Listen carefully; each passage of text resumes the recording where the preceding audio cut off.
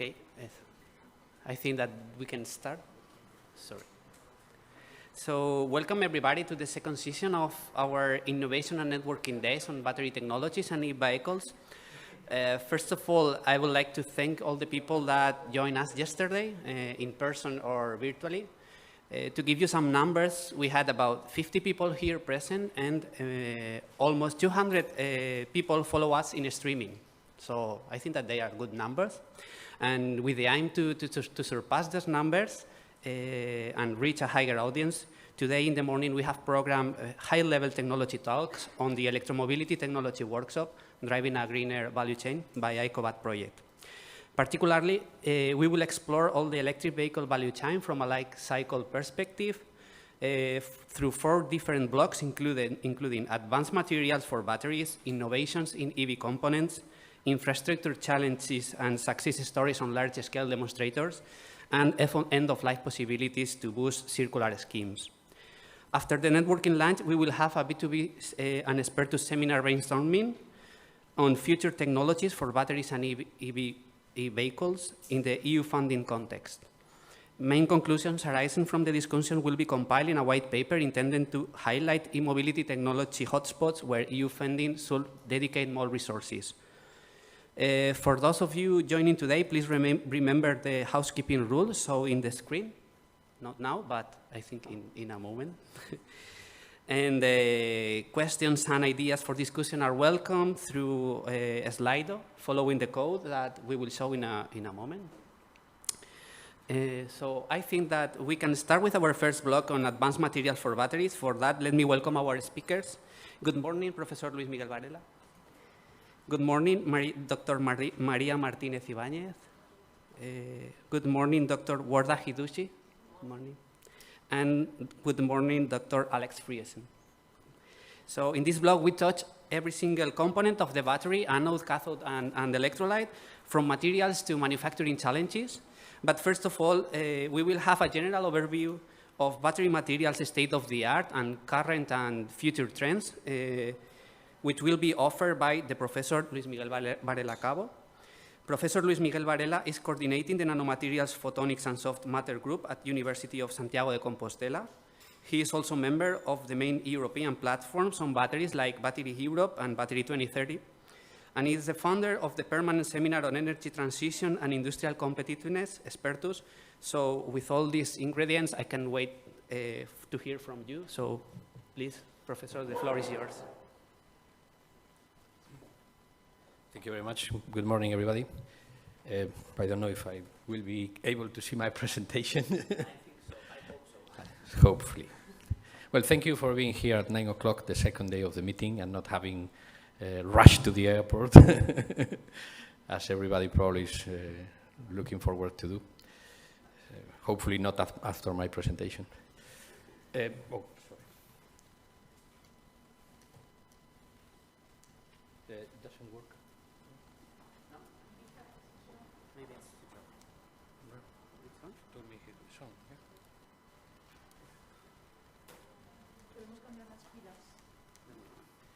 We ran out of batteries, probably. Well, in the meanwhile, I will try to give some. Oh, it's already working. You did it. Okay. So, as I have been asked by the organization, first of all, I thank the organizers for inviting me, and also for organizing this expertus meeting in the afternoon that I hope it's of your interest, and we can provide you some non-technical facts, which is something that is sometimes forgotten in this kind of meetings. Everybody becomes very technical. Let's see. No.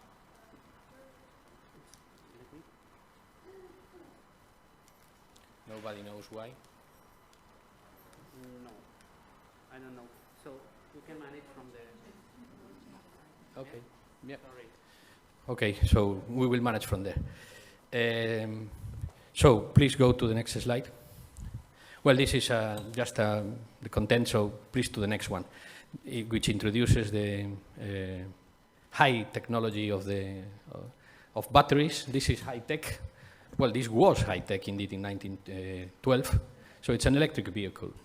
Indeed, the electric vehicle dates back to 1827, and it was introduced by a priest. Priests then were doing very good thermodynamics because they were also very active introducing very efficient engines, like some of the most efficient in thermodynamics were introduced by priests, so they were very active in thermodynamics. And the question we should ask is, why didn't it succeed? Why didn't all the transport, the mobility became electric in the first part of the 20th century, or even in the 19th century? Essentially because we had a very abundant and cheap fuel, which was petrol, yeah, and it still is petrol. Please go to the next slide. You cannot see it with me, but the expansion of electric vehicles is becoming exponential. I don't know exactly if because they are the final and ultimate technology we will adopt. In this meeting, we would like to think so, that it is the ultimate technology we will adopt as a society, but we are not sure at all. Because, well, let's see what happens in the future. No, it's not written.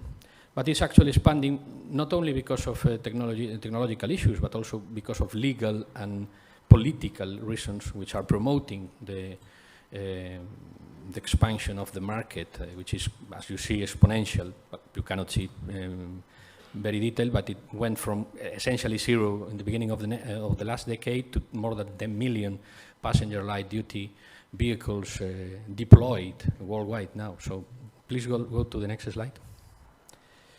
Well, an electric vehicle, it's made out of different pieces. Behind me, you have a supercap. Most of you, it's already working? Oh, okay, thank you very much.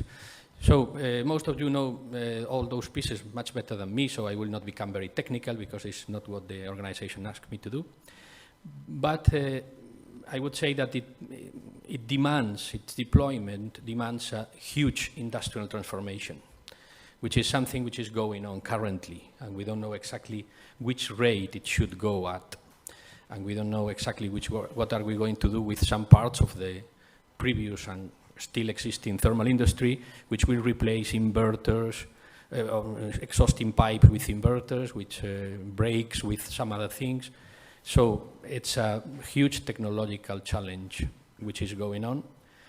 It has a lot of technical issues, of course, but also some non-technical facts that must be considered, because I will talk a little bit later about that, but we need to replace petrol with metals, essentially. So what are we going to do? Now, we have had a lot of wars on petrol, and we are going to have wars on metals, or what? Because we don't have so many of them available, as you will see later. Well, which are the dominant technologies? Well, everybody probably knows this quite well, but the dominant technology still is lithium-ion. And according to most of the reports, it will be dominant for many years to come, or maybe definitely, no one knows. Of course, for cathodes, the dominant technologies are these lithium oxides, lithium metal oxides, or recently it has become very fashionable to come again to lithium iron phosphate or to nickel manganese cobalt, which is the next frontier we have to overtake. They are laminar materials, they are layered materials in which essentially insertion takes place. Not only, but mainly this is the main technology that is deployed. It's the mainstream in battery cathodes nowadays, as you well know. Oh, sorry, it's a little bit unpredictable. And here you have a very interesting review coming from the people in Battery 2030 Plus. It's Christina Edstrom, as far as I can remember, is there, and Petr Novak, and many other people. And here you have more or less the basic, the essential facts that must be considered when you face the problem of deciding what you should do in your next paper, in your next proposal. Of course, the two most important figures, that I will only talk about them because I don't have time enough, are gravimetric density and volumetric density. We are about 180 nowadays, 190 watt-hour per kilogram, and we should be, we are expected to, we are supposed to go above 250 at the end of this last decade, around 2030, 2040, we should be more or less there. According to, well, this at pack level, at cell level, we should be a little bit higher, of course. According to volumetric energy density, in watt-hour per liter, you have to, we are supposed to be above 600 or 1,000, depending on pack or cell level, in 2050, but we are now more or less half or two-thirds of of those figures. So if you want to start a career in batteries, you should take these figures into account in order to know what you are expected to do, because this battery 2030 plus is more or less fixing the standards now in Europe. Yeah? Well, this is another battery-fueled vehicle, which combines the thermal engine with the electric engine, as you all know. It's a hybrid vehicle, and it means that we are not burying the thermal engine yet, which is something that we have to consider seriously. Are we burying the thermal engine or not? Or not yet, or never? Which is the appropriate answer? Nobody knows. But this combines both. You have different architectures now in the market. Well, here I show this. I think that it's the one I show there is the parallel one, but I'm not sure because I am in front of it, so I don't remember exactly. You have the series architecture, you have the parallel architecture. Both of them have different pros and cons, and well, more or less the basic or the essential facts are summarized in that table coming from that paper. So if you have access to the presentation later, you can check them. It's not worth it to go into the details now. Of course, we have the hydrogen fuel vehicle, which is also an electric vehicle. This offers a lot of questions for the future, because probably we will discuss this in the afternoon. Nobody knows which will be the dominant technology in 2050. Will we have battery cars? Will we have hydrogen cars? Will we have a mix? Hydrogen for long distance mobility, batteries for urban mobility. How do we solve the security issues arising from that tank over there at 700 or 900 bars, which is something that I will not like to be seated on top of it, but it's like that. But on top of that, you have also some other issues, like, for example, a double conversion. You previously convert electricity into hydrogen, then hydrogen into electricity in the fuel cell, and then you move the engine. I have been teaching thermodynamics for more than 25 years now, although it is not my main dedication, because my main dedication is statistical mechanics, but thermodynamics tells you that in each single transformation, you lose a lot of energy. So this offers serious questions about efficiency. So let's see what happens. Well, of course, sometimes it doesn't work and sometimes it's too fast. This is a funny pointer, yeah. The basic component of the hydrogen fuel vehicle is the fuel cell. You have different technologies, comprising from normal naphtha-ion membranes, polymer membranes now, to solid oxide high temperature fuel cells, or to molten salt fuel cells. But the technology is well known. Of course, we are designing new materials for high temperature fuel cells or for alkaline, but the technology is quite well known. It is only the inverter of an electrolyzer. The problem is the efficiency, always, as in any other issue, but also the price. I mean, the price nowadays of the fuel cells is quite high. Of course, industry has accustomed us in the past to decrease the prices quite quickly once a technology is adopted, but it hasn't been adopted yet. So, and these are the main vehicles you have with a fuel cell now in the market. This is a polymer. Most of them are with polymer, or all of them are with polymer technologies. Some of them high energy, some others have.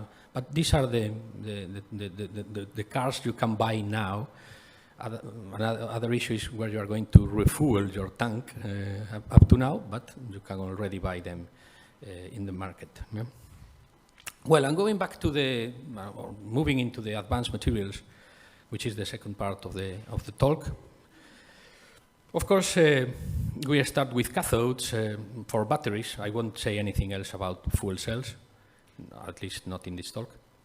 And for cathodes, you have essentially these three different, or these four different type of materials. The olivine, which is just like there. This is the essential plot of potential versus specific capacity. And you see that the olivine doesn't perform that much well with a specific capacity.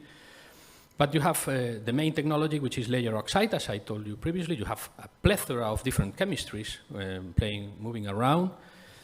We were discussing yesterday at dinner that one of the main problems of the research in this kind of devices is that it's very much trial and error research. I mean, you take the periodic table and you play with another metal which nobody has played previously, and no one really knows how to choose the most efficient combination of metals, the most efficient alloy. But well, up to now we have come with all those you have there, comprising many metals, different metals, to get these layer oxides for intercalation. And of course you have the spinels, which perform quite well. They are high potential materials. They are high potentials, but they are not very specific capacity high. And then you have all those fluorines there that it's a lot of specific capacity, but they are not among the ones with the highest potentials. So those are more or less the basic technologies we have nowadays.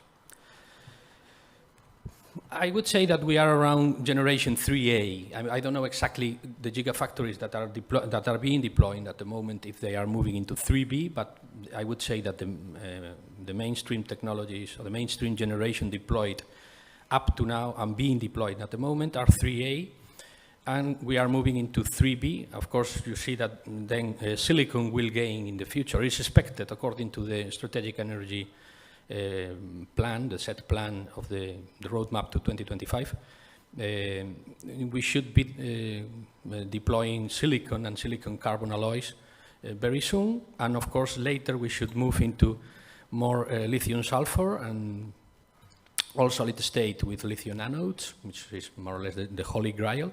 And then the holy grail itself, which is lithium air, is generation 5. So this is more or less the expected trend according to the set plan. Yeah.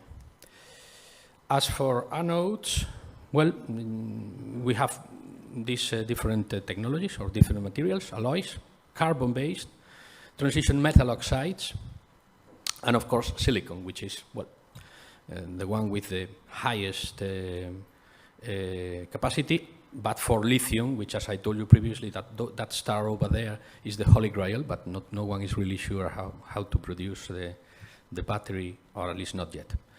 I would say that graphite anodes are the predominant technology in the market, but probably you have more information than me, and you correct me.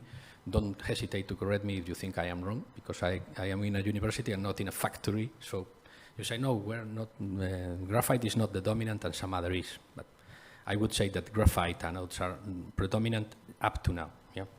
The figures of the capacities and so on of the different materials, you have them there coming from this review, so you can check them later.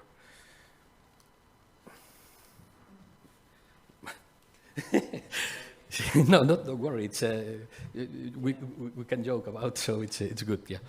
And here again, you have to go to the set plan and to see which is the expected trend for the evolution of anode technologies, and also to the different reviews that Battery 2030 Plus have reported up to now. Moving very quickly in order not to consume more time than expected to electrolytes. In this I am totally sure because it's my modest specialty. I'm devoted to new generation electrolytes, ionogels specifically. But for sure, the dominant technology nowadays are liquid electrolytes, still using old-fashioned carbonates. I would say also some other solvents like DMSO, but mainly carbonates with additives also based in carbonates, and those different combinations of lithium salts. Lithium TFSI probably is the preferred one because of its stability, and it doesn't contain any kind of halogen like this fluorine, which is very easily producing fluoridic acid. which is absolutely inconvenient. It likes to pass two at a time, yeah. Not one. Of course, as Sophie told us yesterday, the ionogels are quickly being developed in the labs, and now they are supposed to go to the factory in very few time, in which you have a solid matrix, well, you have a polymer matrix coming from silicon with solid gel technologies, or using spinodal decomposition of any other kind of polymers, and you produce a gel matrix in which you have it's a hybrid in which you have a liquid inside a gel matrix, and it's mechanically rigid, but it's also very highly conductive. So it combines both good properties. You see there a liquid, a gel that we prepared in our lab. It's like this in order to show you that you have no fluency.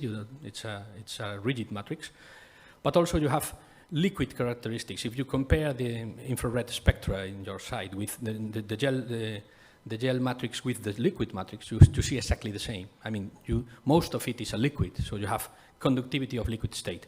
The conductivities are compared in the bottom right part of the slide, but the gel will be me, so you cannot compare directly now. So you will see that later, and you see that all thermal history disappears.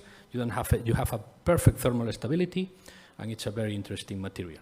Anyway, they are coming. They are not here yet. We are producing them in the labs, and I would say that France has a moderate, or not too moderate leadership in that. Yeah, they are producing. They have very good producers of ionogels in our neighbor country.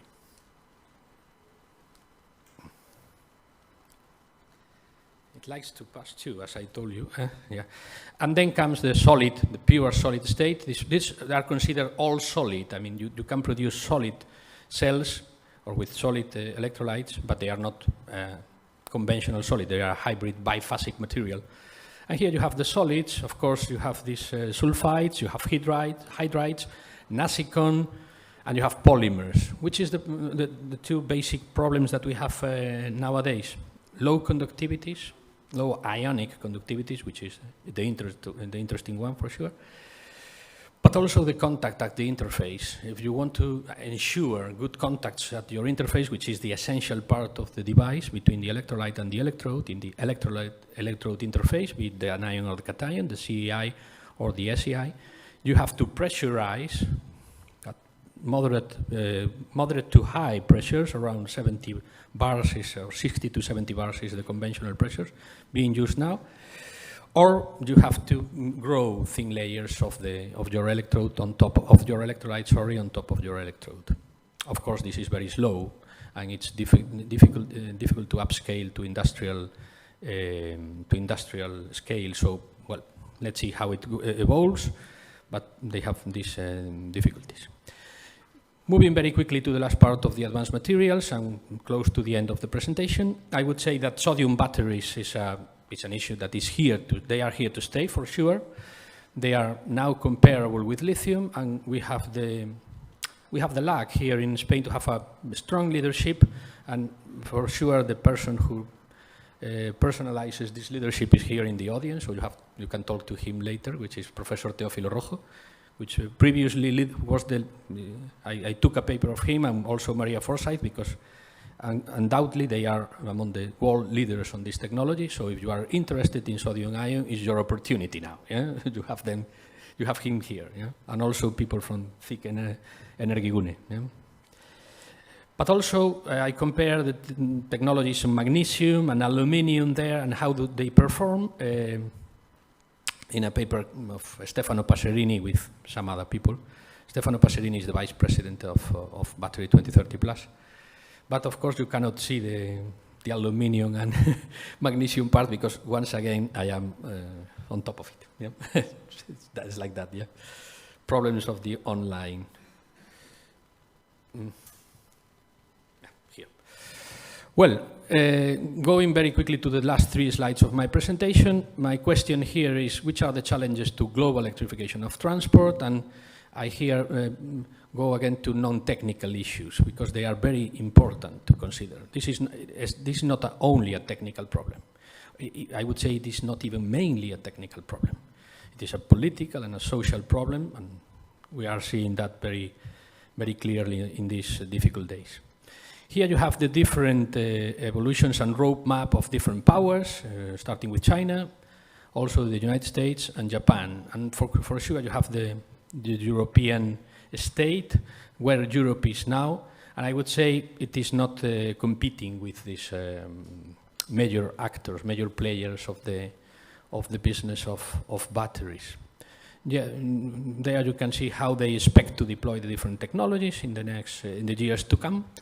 And well, we must rush a lot to keep up with them. So this is something that we have to consider. We have been leaders in thermal technologies for more than 150 years now, and now we are abandoning that, which I don't say it is not convenient, yeah.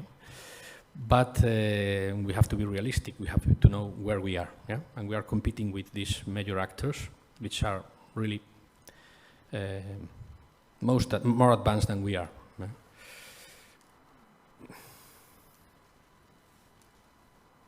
I don't know exactly. It's here that I have to.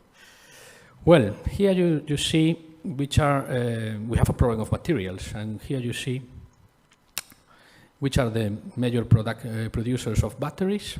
For sure, you see the size of the circle of China. Yeah? In gigawatts, they produce more than 550 gigawatts hour now.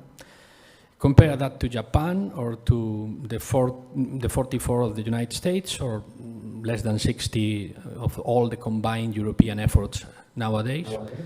And there, on the left side, you have the critical raw materials for lithium-ion batteries considered by the critical raw materials according to the European Union.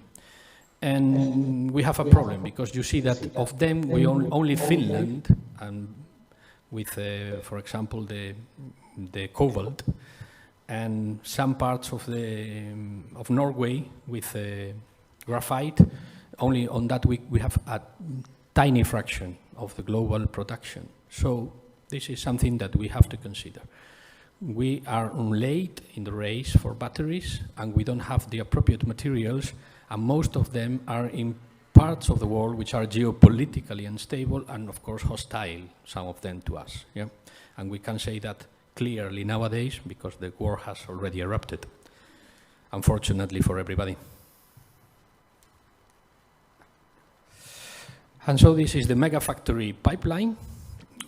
There are more or less 200 battery factories in the pipeline, but 148 of them are expected to be produced in China.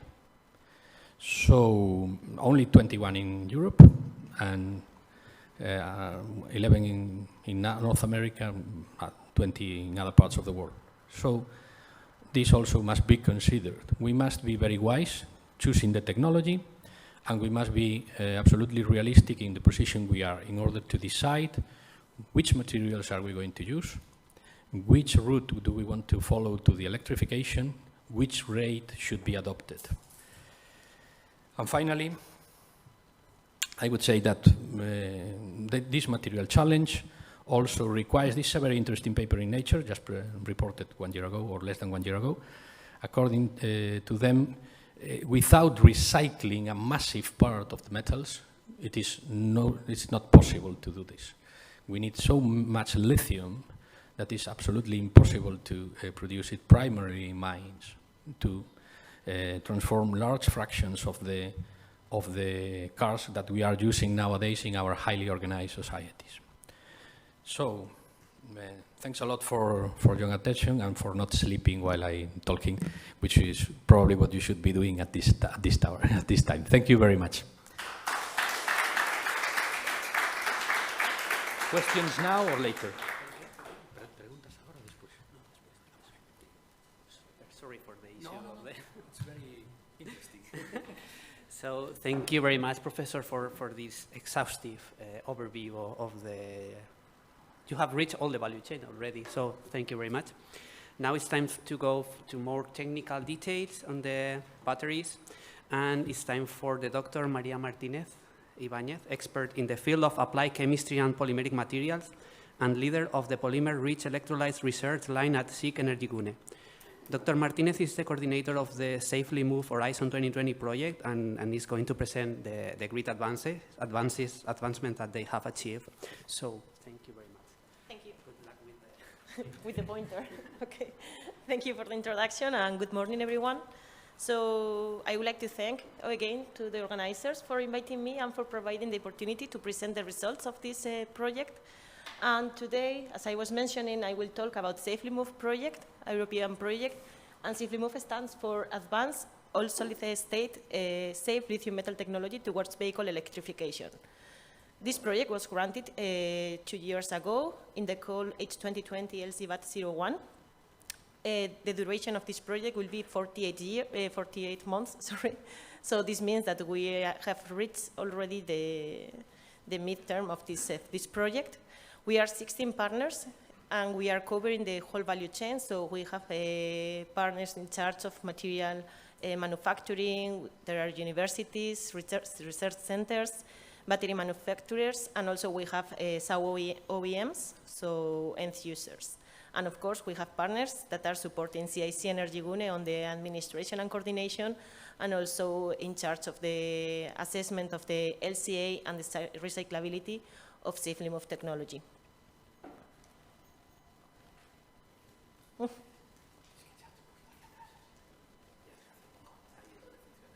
Okay.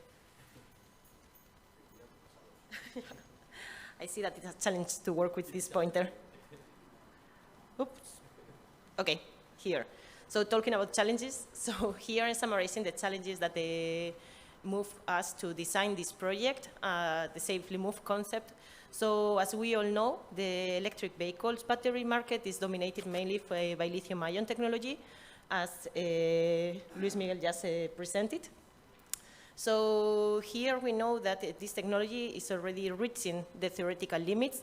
So for this reason, we need to move for new technologies. And on this regard, lithium metal is as the holy grail, as has been mentioned before, but the need of changing to this type of anode also make us to consider to replace the highly flammable liquid electrolyte that are used currently in lithium-ion technology.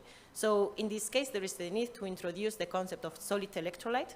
In this case, in Safely Move project, we will move towards hybrid electrolytes containing both ceramic and polymeric phases within this electrolyte. And currently, we can see that there is this technology, solid-state technology, based on polymer electrolyte and lithium metal is already in the market, thanks to Blue Solutions, where we have the Blue Car and Blue Bus. But there are some limitations on this technology currently that are mainly related to the low energy density ascribed to the use of lithium iron phosphate as a positive electrode, and also the operating temperature that needs to be about 70 degrees. So this requires a heating system to maintain this temperature, and then there is a reduction on the efficiency. So considering having this all into account, the objective of Safely Move project, great, okay. So the objective of Safely Move project is the design of solid-state batteries, for high energy density, both gravimetric and volumetric. And to achieve this goal, we have 4 main points for action. The first one will be the design of high specific capacity lithium metal anodes. Then if we go to the cathode, we are looking for nickel-rich layer oxides. This will allow us to reach higher energy densities thanks to the intrinsic high voltage of this material. And then to combine all this together, we need to have a solid electrolyte that will need to provide high ionic conductivity in order to reduce the operational temperature of the battery, but also provide enough stability with both positive electrodes, so stability to high voltages, and also compatibility with the lithium metal. And the fourth point of this project is to try to bring all these materials together. So for this, there is a great effort and a lot of work on the study and the tuning of the interfaces among the different materials. So when we conceive the Safely Move concept, or not? We are trying to get another, so if you want, I cannot they hear. can use the Okay, okay, we'll be here. Thank you. Okay, perfect.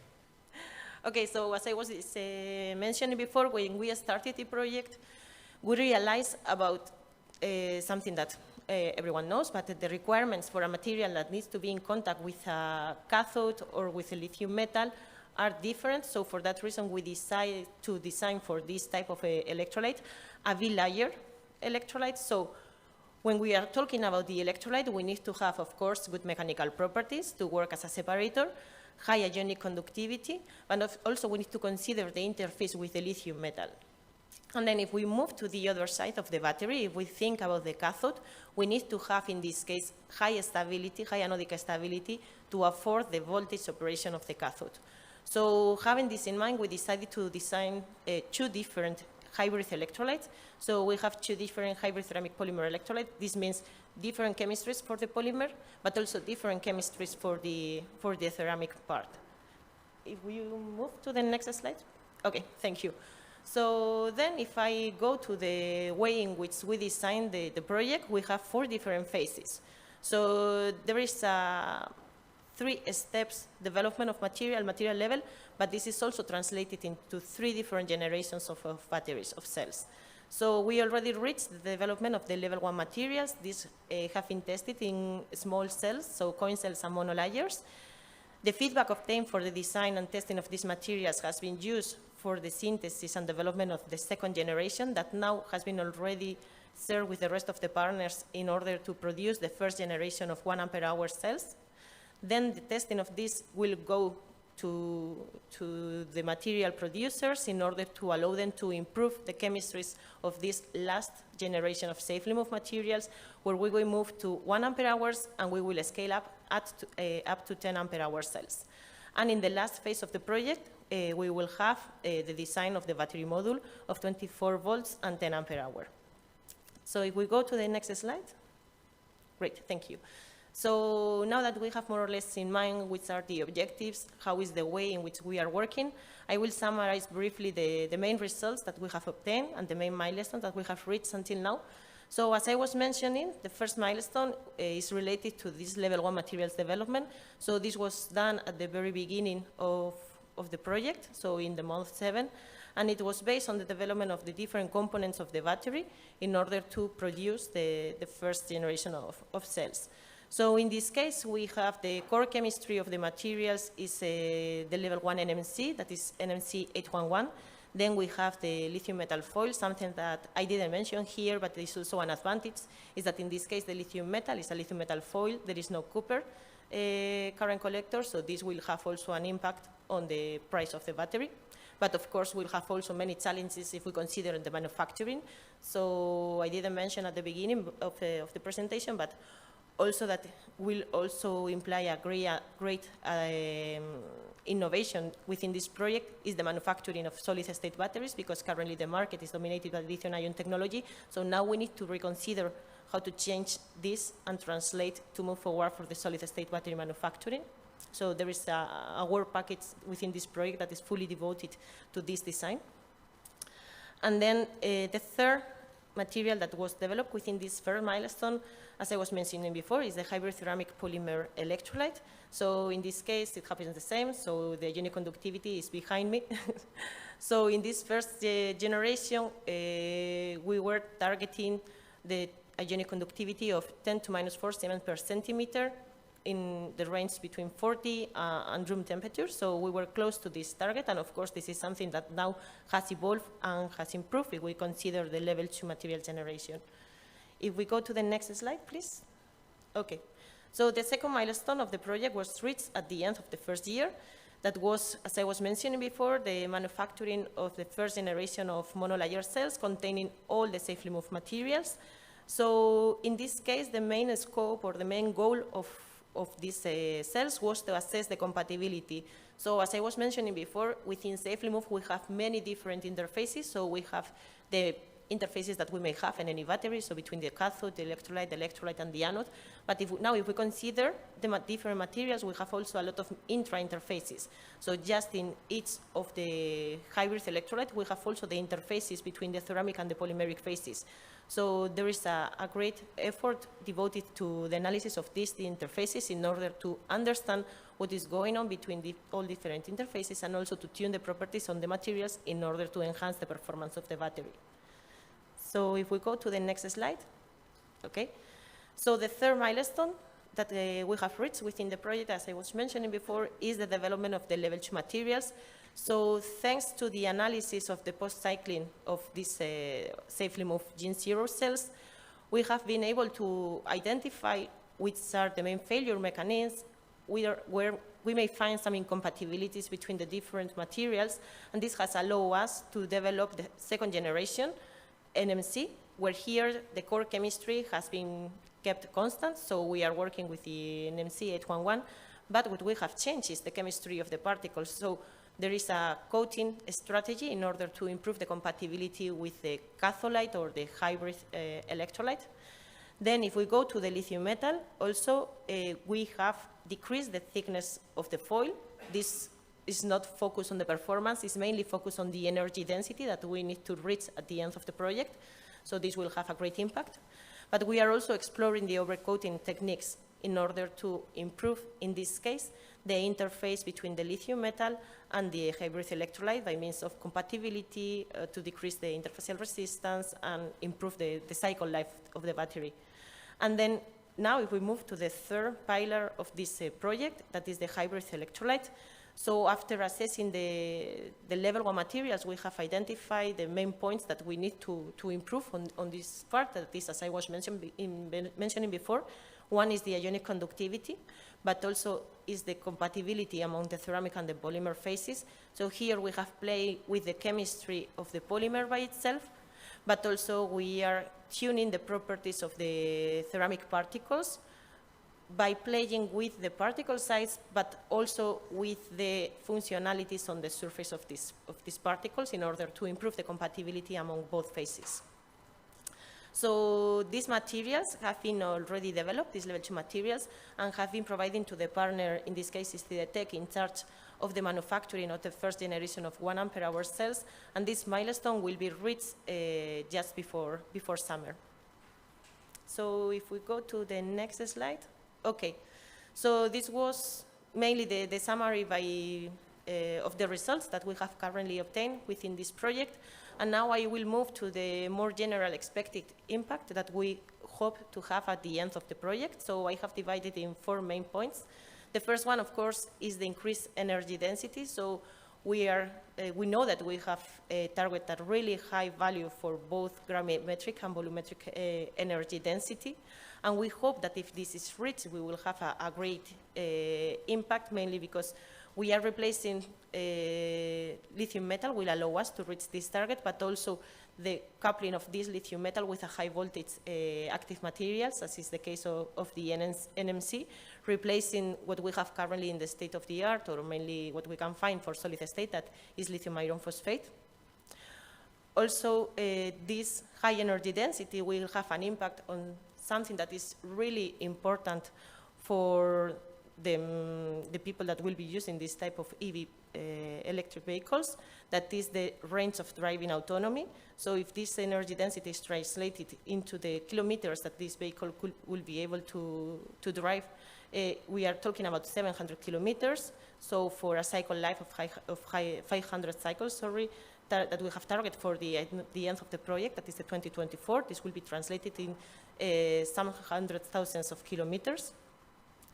If we go to the next slide, the other 3 impacts, one, of course, is safety. There is a great concern of the use of flammable or volatile organic electrolyte, organic solvents. So we assume that the replacement of this electrolyte with a hybrid solid electrolyte will allow us to have a higher safety of the battery. So this electrolyte that we are currently designing, they are stable at 300 degrees. So this will allow us to also, so this will have a threefold impact actually, the safety. So from one side, we improve the safety of the battery, of course. We also improve the battery lifetime, but also if we consider the design of the battery pack, this will also allow us to decrease the cost of the battery and the design. So this is related to the fourth impact that I was mentioning, that is the cost of the battery and the pack. And then the last one is the European battery value chains, where in Safely Move we are bringing together all the necessary actors or experts in the different components. As I was mentioning, we are covering the whole value chain, so there are material producers, cell producers, end users, and of course other research and universities. So we hope to reach the targets that we have defined for the project, or at least stay as close as possible to these values. And if we move to the next slide. Okay, so here I just wanted to share with you the website of the project. Of course, you can follow us in the newsletter, Twitter, and if you want to know more about this, don't hesitate to contact me or come later and talk to me. And thank you, everyone.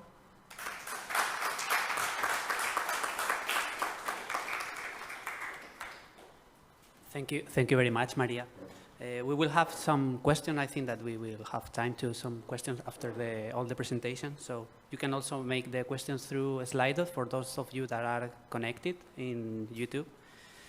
Okay, so now it's time for our next talk. We are going into details on the anode materials. For that, let me introduce you to Dr. Warda Hidushi. Good morning. Dr. Hidushi is R&D battery engineer at Nanomakers, a French company dedicated to design, develop, and commercialize patent silicon-based nanoparticles for different applications. So, Dr. Hidushi, the floor is yours.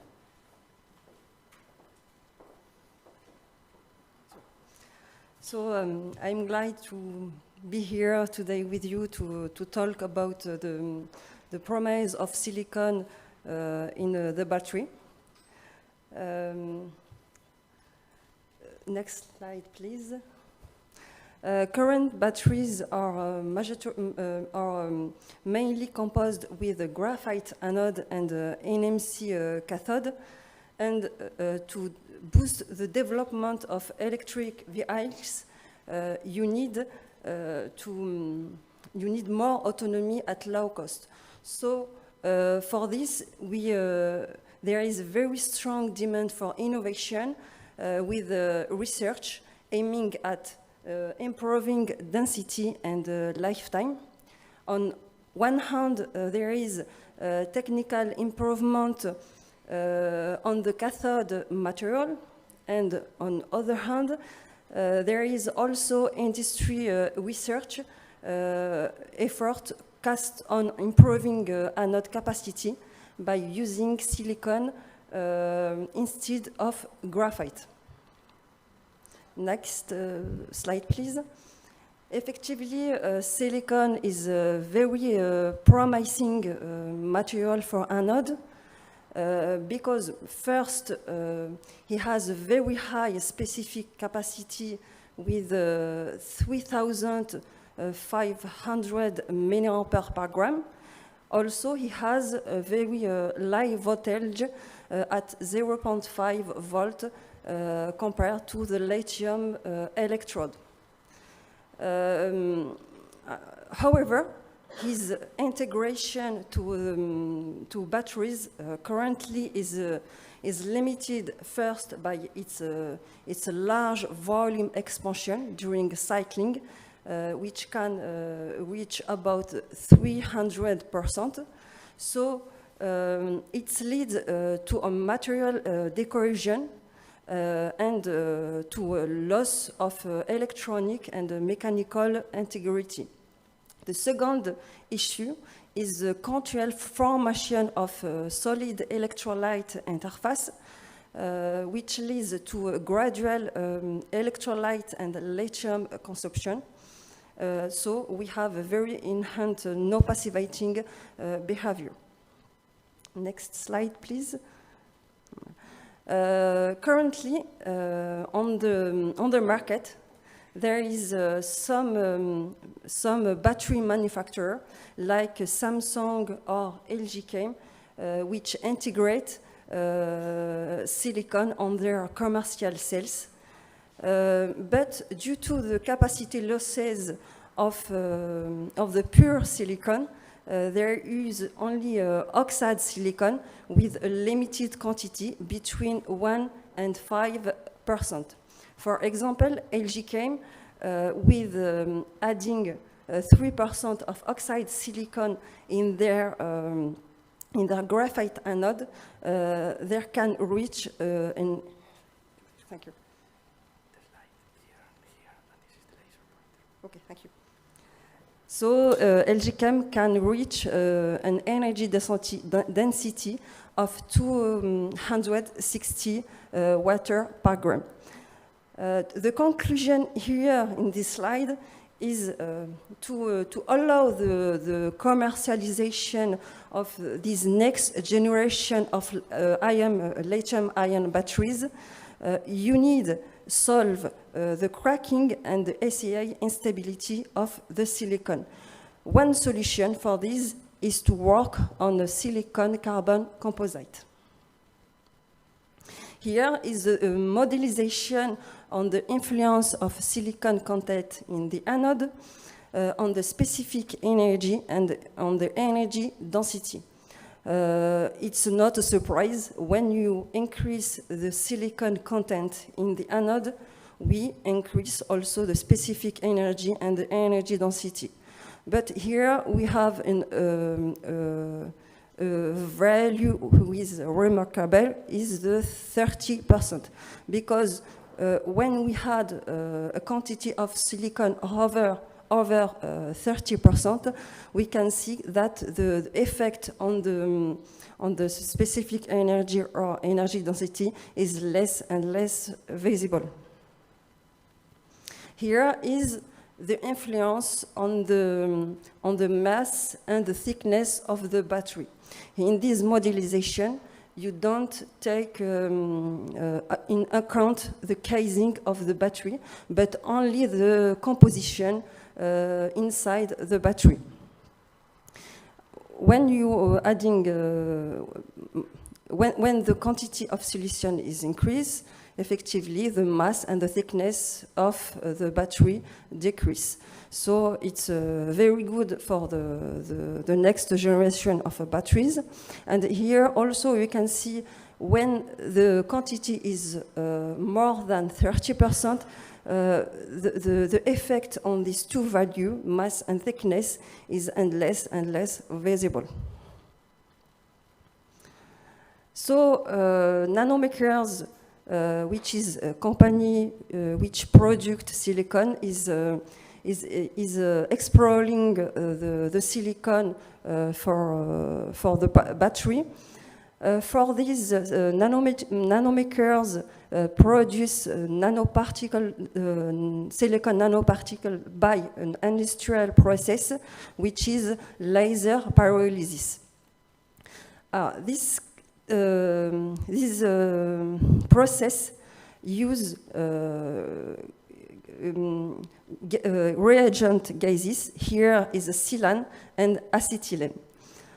First, the silane, which is the source of silicon, is injected and cross a dioxide carbon laser, which break the bonds between silicon and hydrogen, and we have a nucleation and a growth of silicon particles.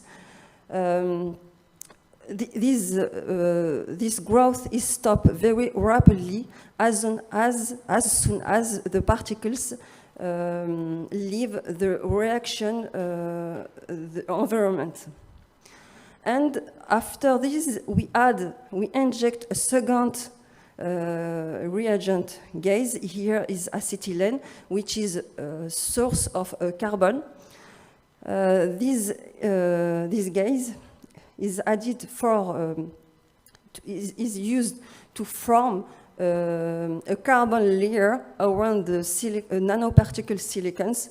In fact, when the acetylene is in contact of the particles in with the hot, it will decompose and it will form this layer of carbon.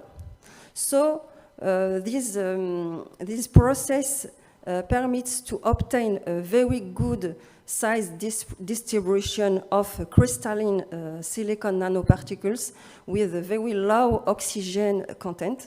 We have also a very homogeneous, highly pure, and reproducible process. Alors, the carbon shell here is added to because it has many advantages. First, his role is to protect the particles of silicon from the electrolyte, and it favors the stability of the ACA and improve the stability the affinity with graphite and many other binders. Nanomakers work also in a silicon carbon composite synthesis. Here is R&D process, is not industrial process.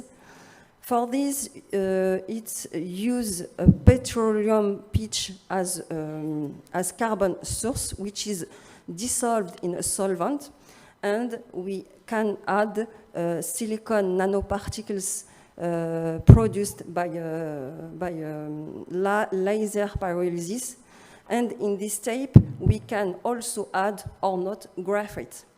After mixing the mixed, and after evaporation, we introduce the material in the oven, and we heat at temperature under 1000 degrees. After then, we obtain a matrix of coke, which is the carbon, inside with nanoparticle silicon and graphite. After grinding and sieving, we obtain finally the silicon composite which is used in lithium battery. Some TAM images were done in this material, and we can see we have a very good distribution of the silicon on the carbon matrix. And we have also a good reproducibility at this stage of the process. Here we present the influence of silicon carbon composite grade on the electrochemistry performances. Here we have 4 composites, which one, all of them contain 7% of silicon and 93% of coke. The difference of them, it's the grade of silicon which is used. We have silicon nanoparticles which are obtained by pyrolysis, silicon nanoparticles by plasma, microsilicon, and oxide silicon. And we can see, thanks to their small size, here 40 nanometers, and his high purity, the silicon nanoparticles we can have a very good capacity with a very good retention capacity. In fact, here the carbon coating during the pyrolysis and the particle size reduce to the cracking and ACA formation. Here you studied also the presence of the graphite in silicon anode. We compare here two composites. One contain graphite and the other don't contain graphite. Both of them contain the same quantity of silicon, 12%, and we can see that the presence of the graphite permits to have a better capacity and a better stability of the material.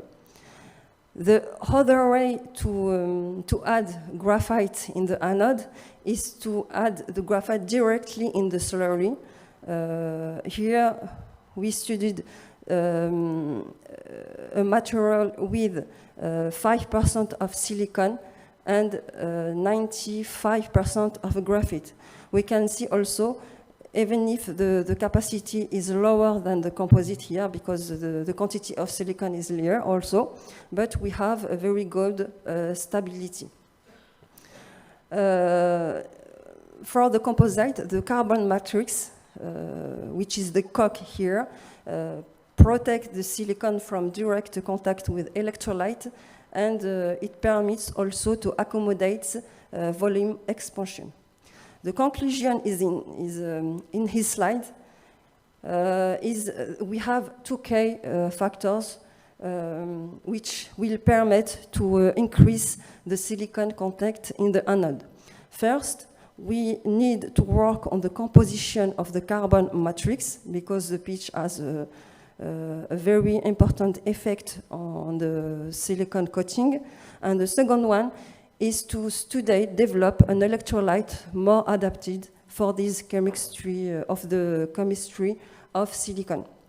For this, Nanomakers is involved in i-HeCoBatt European project, which was presented here by Sophie Meyer.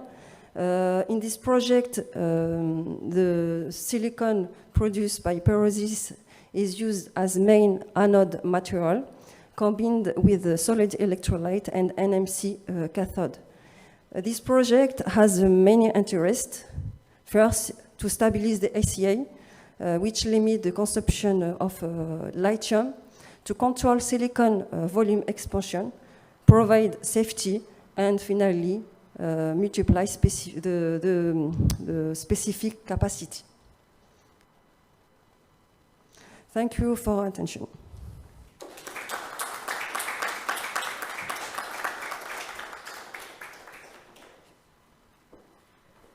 Thank you very much, Dr. Guarda. It sounds really promising. So now it's my pleasure to invite Dr. Alex Friesen, which will focus on one of the biggest challenges in solid-state batteries, the electrolyte. So Dr. Alex Friesen is R&D leader on battery materials at Daikin Chemicals Division. He has been working in R&D for battery materials and process since 2011.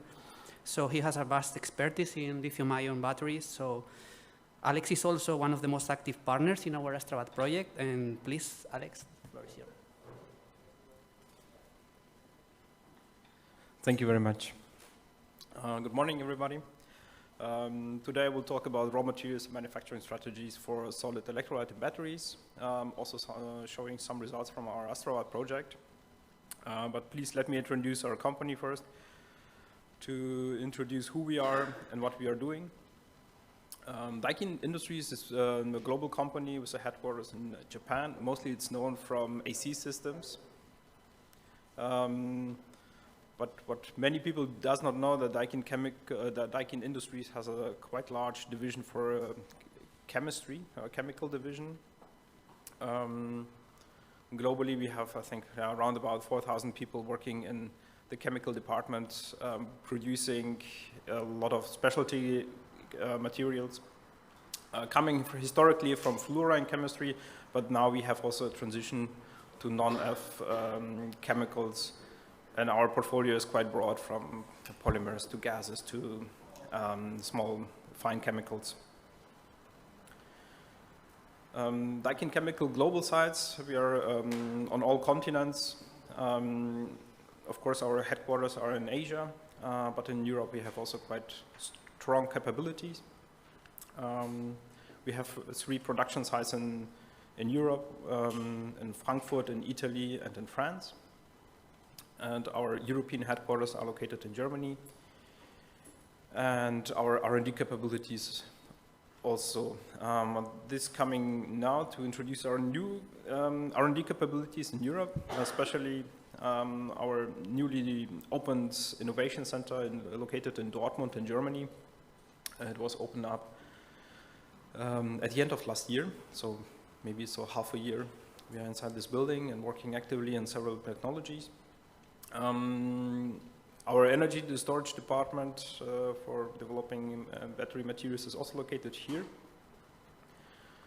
And basically our strategy for energy development is that we, starting from synthesis, going through processing, formulation studies, preparing cells, preparing cathodes, and also electrochemical evaluation with analytical capabilities, also to have also postmortem possibilities. So basically the full value chain, but of course on lab scale. The i-HeCoBatt Europe Innovation Center has 3 pillars. One is the foresight, which is more targeting really long-term trends to understand long-term trends and industry. And our programs for R&D, and here we are divided in 3 programs. Energy storage, electric, automotive and 5G, and surface modification technologies. And we are located, and my colleagues who are also here, in energy storage materials.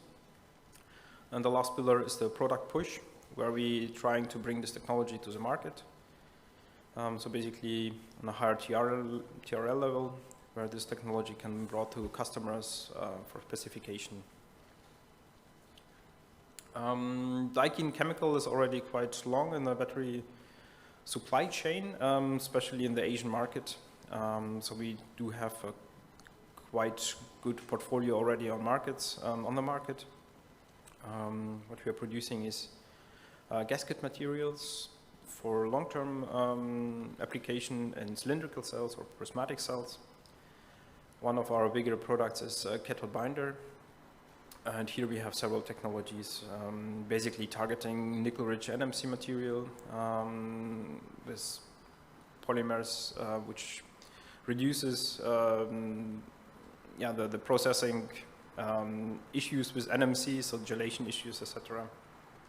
But we are working also on quite strongly on new binder systems, also new binder systems going away from NMP, such as alternative solvents or even dry process. One of our broad departments, we have also an electrolyte additives and solvents, so different kind of film forming additives or various kind of additives which are targeting specifically to increase specific properties of liquid electrolyte systems. And one of our newer products is a cathode binder with single wall carbon nanotubes, which directly incorporated to increase the conductivity of this products and also to increase the adhesion of the cathode. Globally, we are working also on solid-state batteries. Our 3 main targets or teams we are working on is binder. Here we are targeting with the binder system oxidic or sulfidic systems. Here we have also developed technologies for wet process and dry process. Furthermore, we have a quite good portfolio in coating technology, for example, which can be applied on sulfide-based solid-state electrolytes to make them easier to process or safer to process. And what we are doing quite active in Europe, not only, but one of our larger topics is polymer electrolyte systems or polymer hybrid systems, also the AstroBatt project. So coming to the solid-state electrolyte systems, as you know, as everybody knows, there are several competing technologies. And each technology and each material group has their own advantages and disadvantages. So looking at oxides, sulfides, and polymers, oxides show the best-in-class stability, but the mass production feasibility is quite difficult because it's ceramics. Ionic conductivity is also good, but not the best. For sulfides, we have the best ionic conductivity by far, but definitely issues with stability and also issues with the mass production feasibility just due to the safety issues. In polymers, we have just the other, vice versa. So the mass production feasibility is very easy. So it's an easy adaptable system. You can bring it quite easy to market. But anyway, we have stability issues. So it's not fully stable at higher voltages, for example. And ionic conductivity. So polymers itself are non-conductive for lithium ions, looking like in the traditional polymer electrolytes. And one other group is basically hybrids. In hybrids, this is also what we are doing in Astrovat project. It's a very complex system, so we learned a lot in the last 2.5 years in Astrovat. I think they have a good chance to bring to combine the positive aspects of the different systems, but it's very difficult to understand this systems, and there is a lot of R&D necessary to understand and to bring this kind of system directly to the market. Coming back to the raw materials, I think you already showed the critical materials for cathodes and anodes, but looking only at the solid electrolyte raw materials, and the most promising one, there is, if we have to look on the critical raw materials as defined by the European Union, so the materials which we don't have in Europe, basically, many of these materials are included in our electrolytes, or in the solid state electrolytes and the most promising electrolytes. For example, heavy rare earth materials, elements, such as lanthanum, which is, for example, one main component for LLZO, or even for fluorspan is inside, so the basic component to produce lithium salts, which contain fluorine, tantalum, phosphorus, niobium, germanium. So anyway, and if you look at each class of the materials for solid-state electrolytes, you will find critical raw materials, which we don't have in Europe. So this needs to be imported. So it's always good to have this kind of things in mind, to be also future independent and to be able to produce it also on a large scale.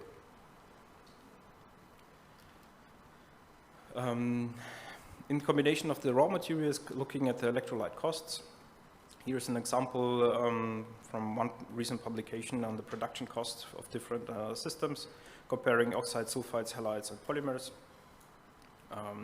As mentioned, polymers are the most easiest to adapt, so the production costs are also the lowest one. What is interesting here to see is that sulfides, halides, and polymers are kind of close connected to each other. This is basically coming from the easier processing, so halides and sulfides are very ductile materials, so they can be processed quite easily in conventional processes, can be densified quite easily because the material is kind of flowing under pressure, which is not the case for oxides. So oxides, in case of production costs, are very, very critical. And here are some example from literature. What you can see on the right side is a graph comparing costs and membrane thickness of basically ceramics. And if you are targeting really full single ceramic membranes, so let's say what makes sense, maybe around about 20 micrometers, the membrane costs are very high because it's a very complex process. So there are several processes, but none of them is really easy to adopt. So it's very, very difficult to process a good quality and large amount and very bright layers. But anyway, there are companies who are trying it. I think the most promising example is QuantumScape, which they claim that they can produce. And I believe them, they can produce, but I'm not sure at what cost. So looking at hybrids, just let me start with a short motivation. Here you see is two cells comparing. One cell is running quite okay. So on the left side, we have the example one. So this is NMC 811 lithium metal cell with solid polymer electrolyte, which contains of polymer, salt, and plasticizer. So it works quite well, so no issues.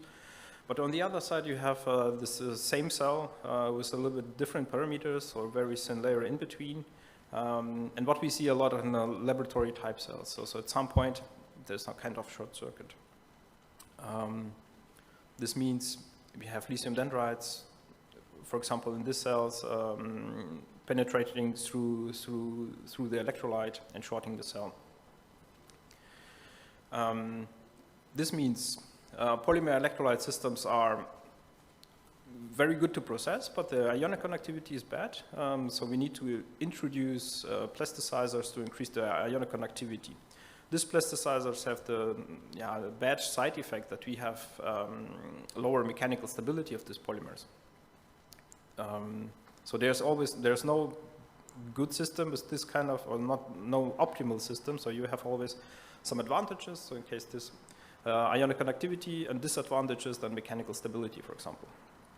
So what we learned, or what we understand, is this brings us to the point that we need a mechanical enhancement of this polymer electrolytes to provide a better, or to produce a safe cell. So that's why we are introducing in our asteroid project composite material into the polymer matrix. First of all, to increase the ionic conductivity as well, and also to increase the mechanical stability. From ionic conductivity, I think this is also quite interesting aspect, that there are two advantageous processes inside the polymer electrolyte, which is increasing the conductivity. First of all, we are reducing our crystalline phases inside the polymer, which increases the conductivity of the polymer itself. And by choosing the correct composite material, which is also lithium-ion conducting, such as LZO, we can increase also the conductivity through the LZO particles itself.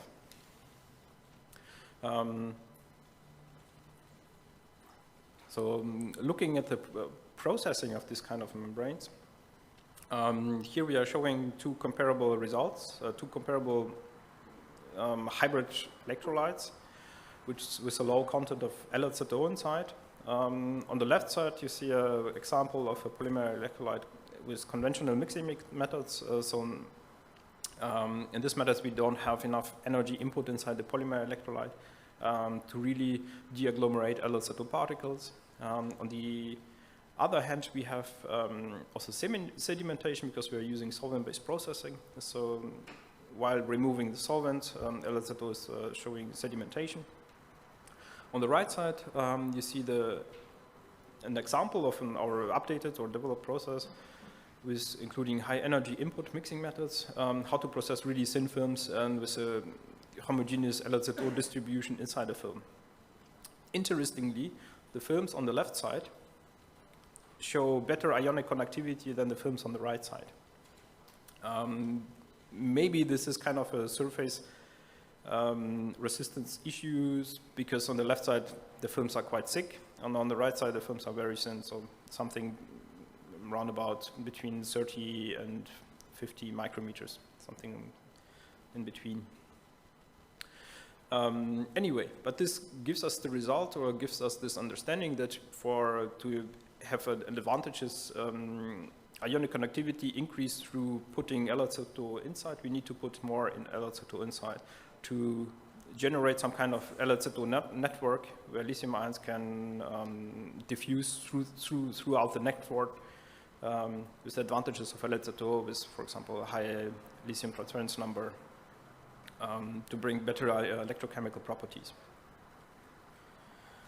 So basically, this is what we are doing in Astroban. So this is some of our recent results. So we're trying to test how we can process very, very thin films, and where is the limit in putting LZO and still have a good self-sustaining membrane, which can be produced on a large scale.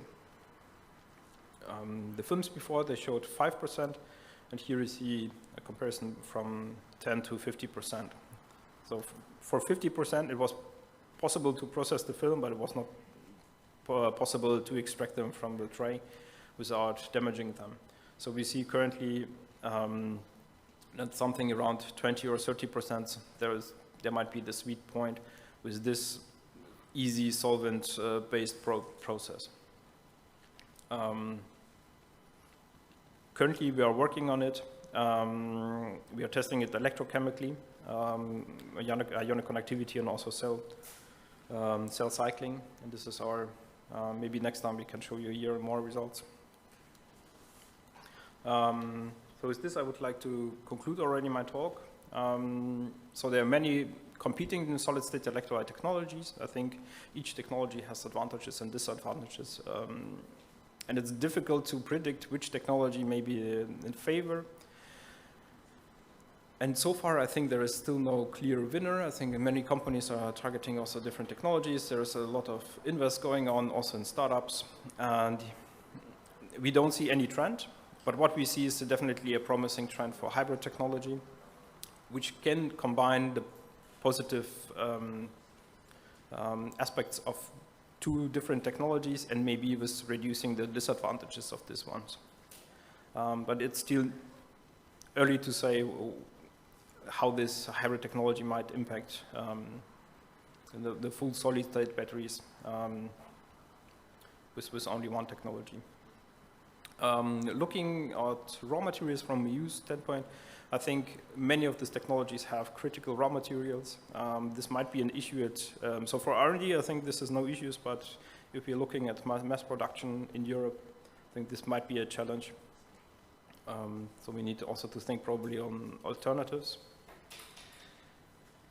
From the processing side, I think there is a very clear trends for polymer-based systems because they're just easy to process. So this is really easy system that can be applied, and maybe with this kind of approaches as shown here or shown what we are working with the partners in Astra project, maybe this is a possible strategy how we can bring it to the market also with room temperature conductivity.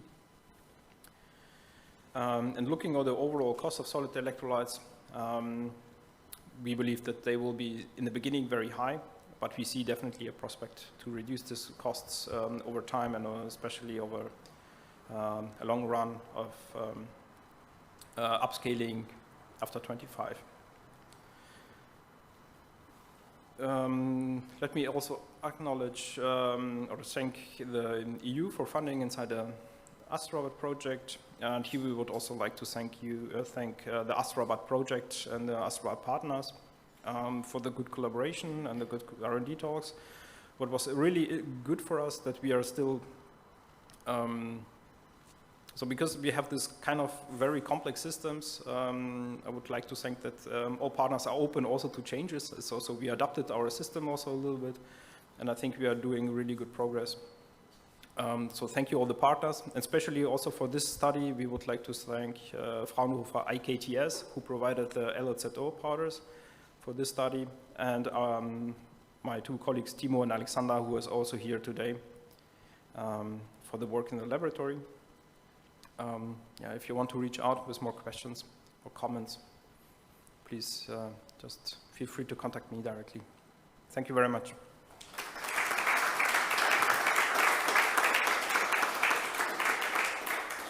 Thank you. Thank you very much, Alex.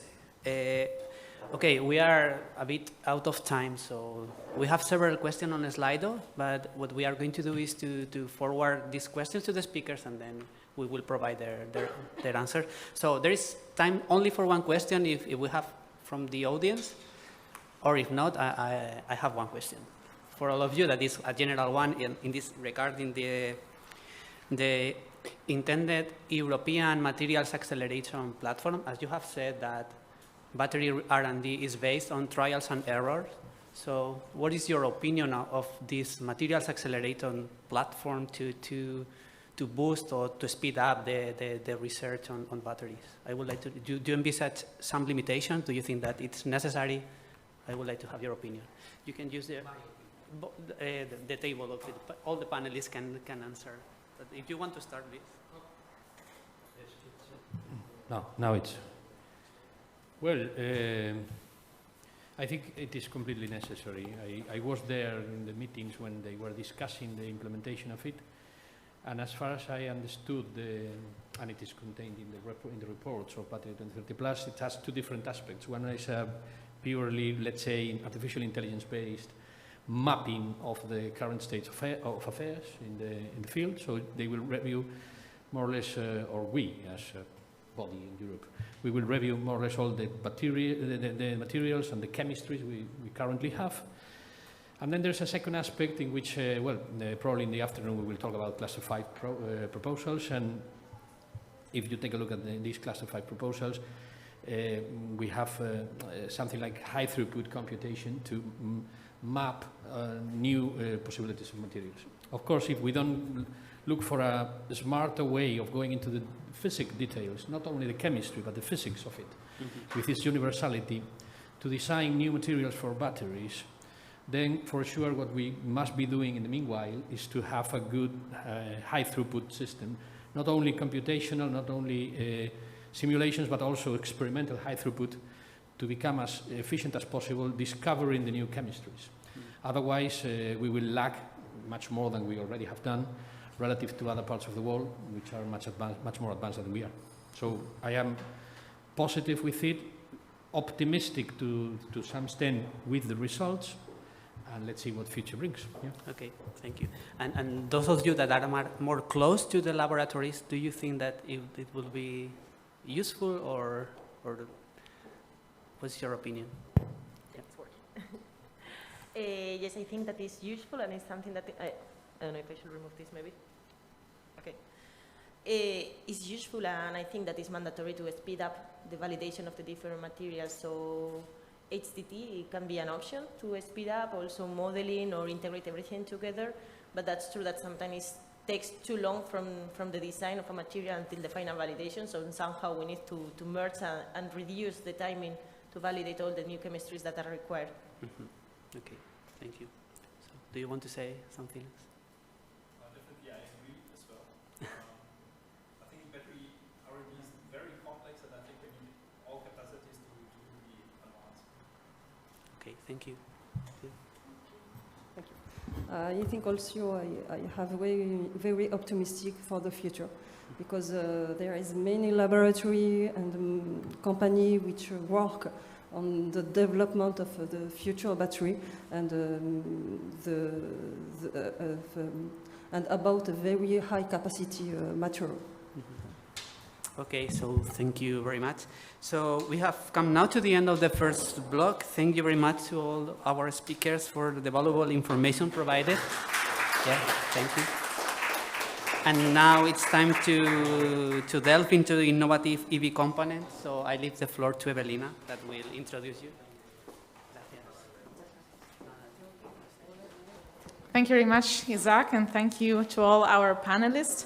So since we are a little bit of time of our agenda, I will quickly introduce our next panelists for our next block about EV components and lifespan boosting. So I welcome our panelists, and I invite you to join the table. So we have Dr. Mikel Oyarbide from Citec Energy Storage, Senior Researcher in Battery System, who is joining us online. Mikel, can you hear us? Yes. Perfect, and you have the presentation ready. Excellent. We have also Dr. Luis Trilla Romero from i-HeC, representing Marble Project, and Dr. Egoitz Martinez La Serna from Ikerlan, coordinator of Liberty Project. So without stealing too much time, I will directly leave the floor to Mikel. Thank you, Mikel. The floor is yours. Thank you very much, Evelina. So good morning to everybody. In this presentation, I'm going to show you, let's say, our vision about the flexible and advanced battery management system that we see in Citec.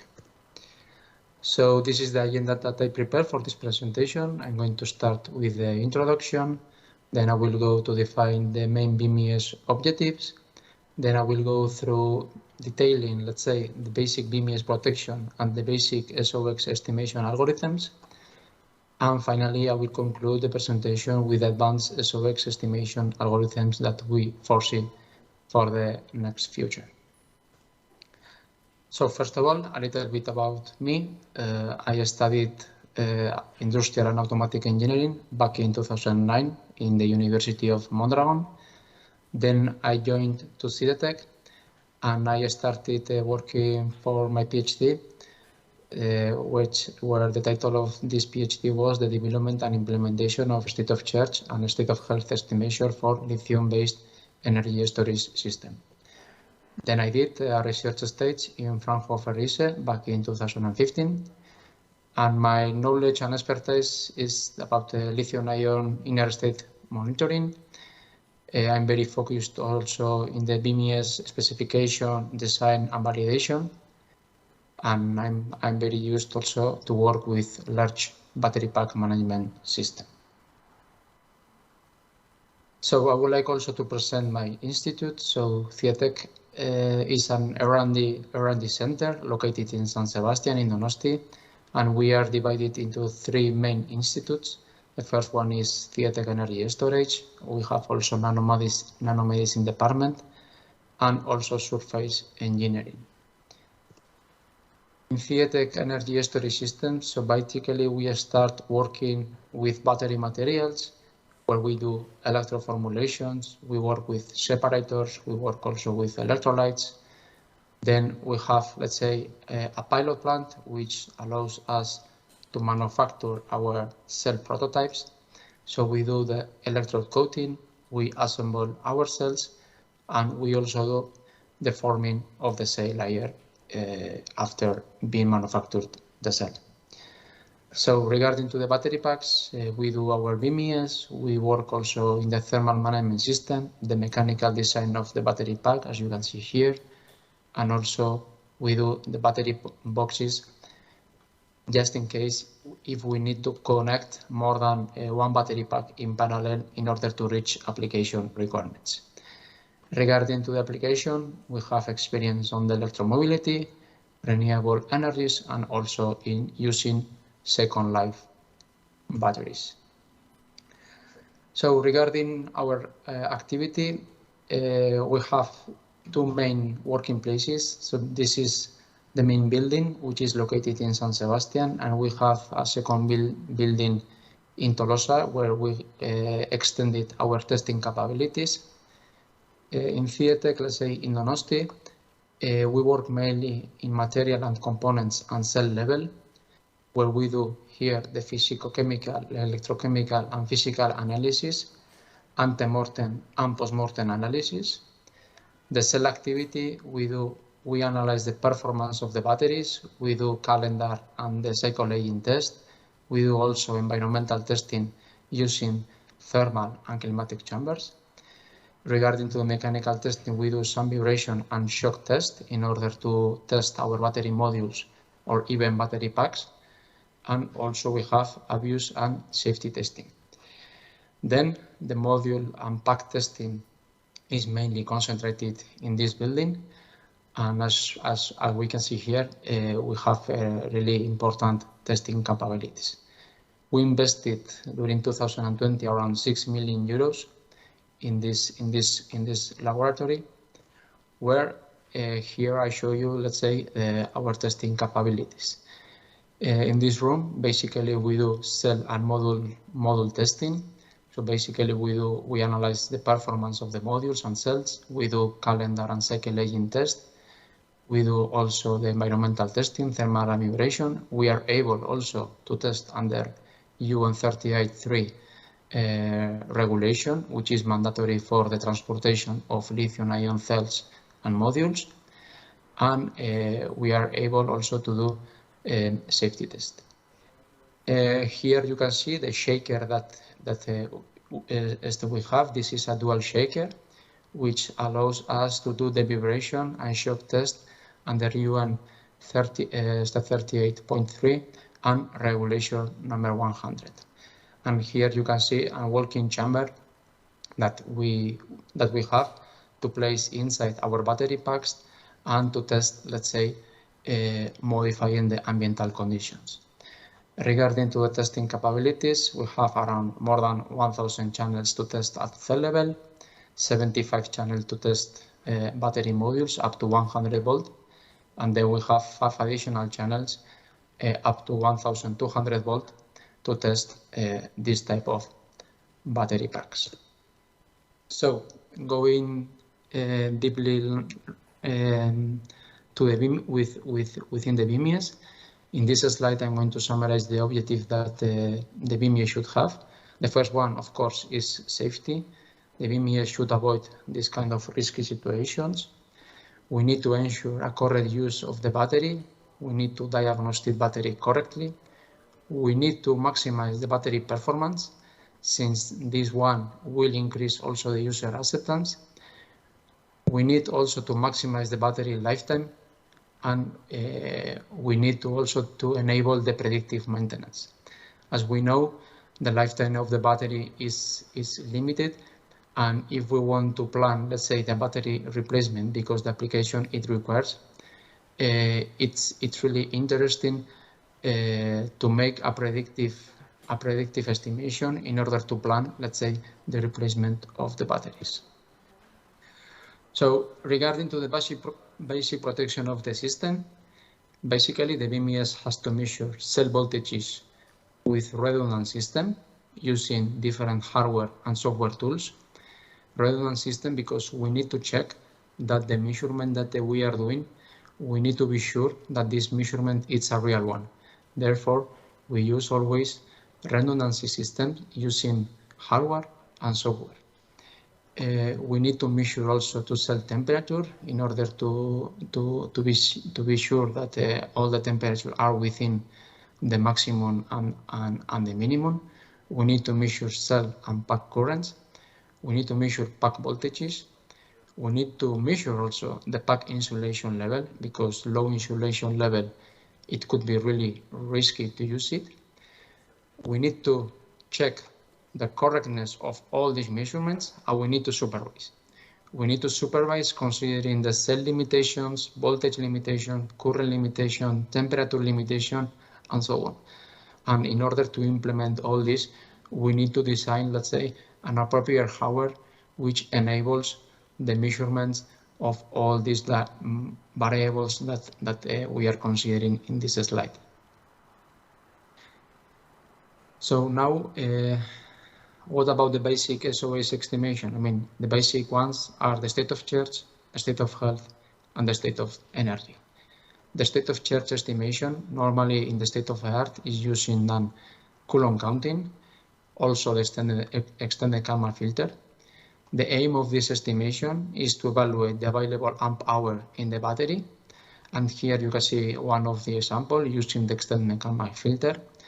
Here we have a battery pack estimation where there are 192 cells connected in series in order to reach 800 volts. And here we are able to see, let's say, the maximum state of charge and the minimum state of charge of the cells that are inside the battery pack. Here we are able to see the state of charge estimation during 24-hour operation.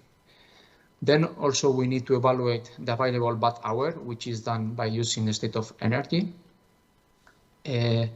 Also, we need to estimate the state of health, which is the capacity of the battery. As we know, the battery has an unavoidable loss of the performance, and this performance is lost partially with the reduction of the capacity, and therefore we need to estimate. This one we have done using transfer charge method and also the incremental capacity curves. Here you can see during the lifetime how the shape of the voltage is changed during the charging process. From this charging process, we are able to measure the incremental capacity curve, and here we are able to see how the peak value of this capacity curve is being reduced over the lifetime. And we have been able to estimate or to measure the capacity by tracking the maximum value of this incremental capacity curve. We know that the state of charge and the state of health, they are correlated, so it's really important to estimate both of them accurately, because if we have an error estimating the capacity, we will have an error also estimating the state of charge. And this data is also really important also for planning the predictive maintenance, as we will see later on in one of the slides. Another interesting estimation is the maximum acceptable current, which is quantified by a state of function estimation.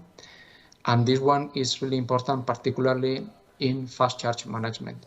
Here in this application, we designed a state of function estimation for an electric vehicle, especially designed for fast charge application.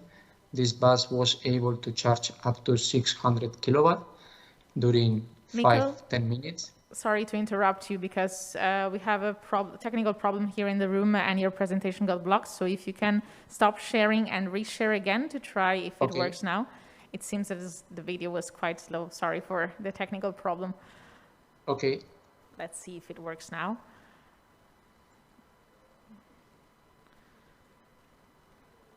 Okay, we can.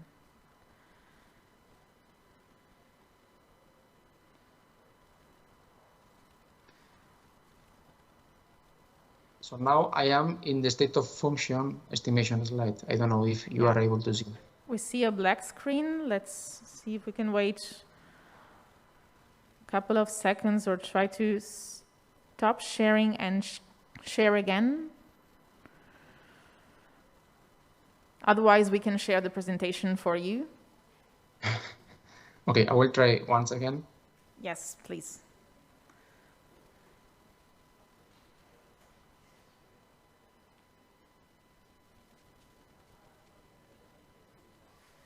Do you see?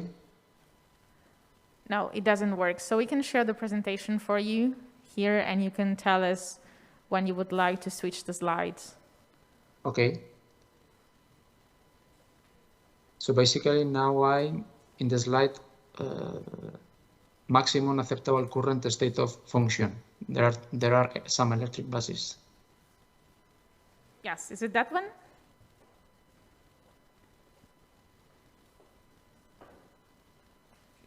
Yes. It's correct, Mikkel, you can go on. Thank you. Yes, Sorry. okay. Okay, so sorry for this technical problem. I was talking that we designed a state of function estimation that was able to manage a charging process up to 600 kilowatt during 5-10 minutes. So this estimation, it checks cell voltage, state of charge, temperature, and current, and will consider this value to estimate the state of function. So basically, this algorithm is identify the weakest cell of each pack.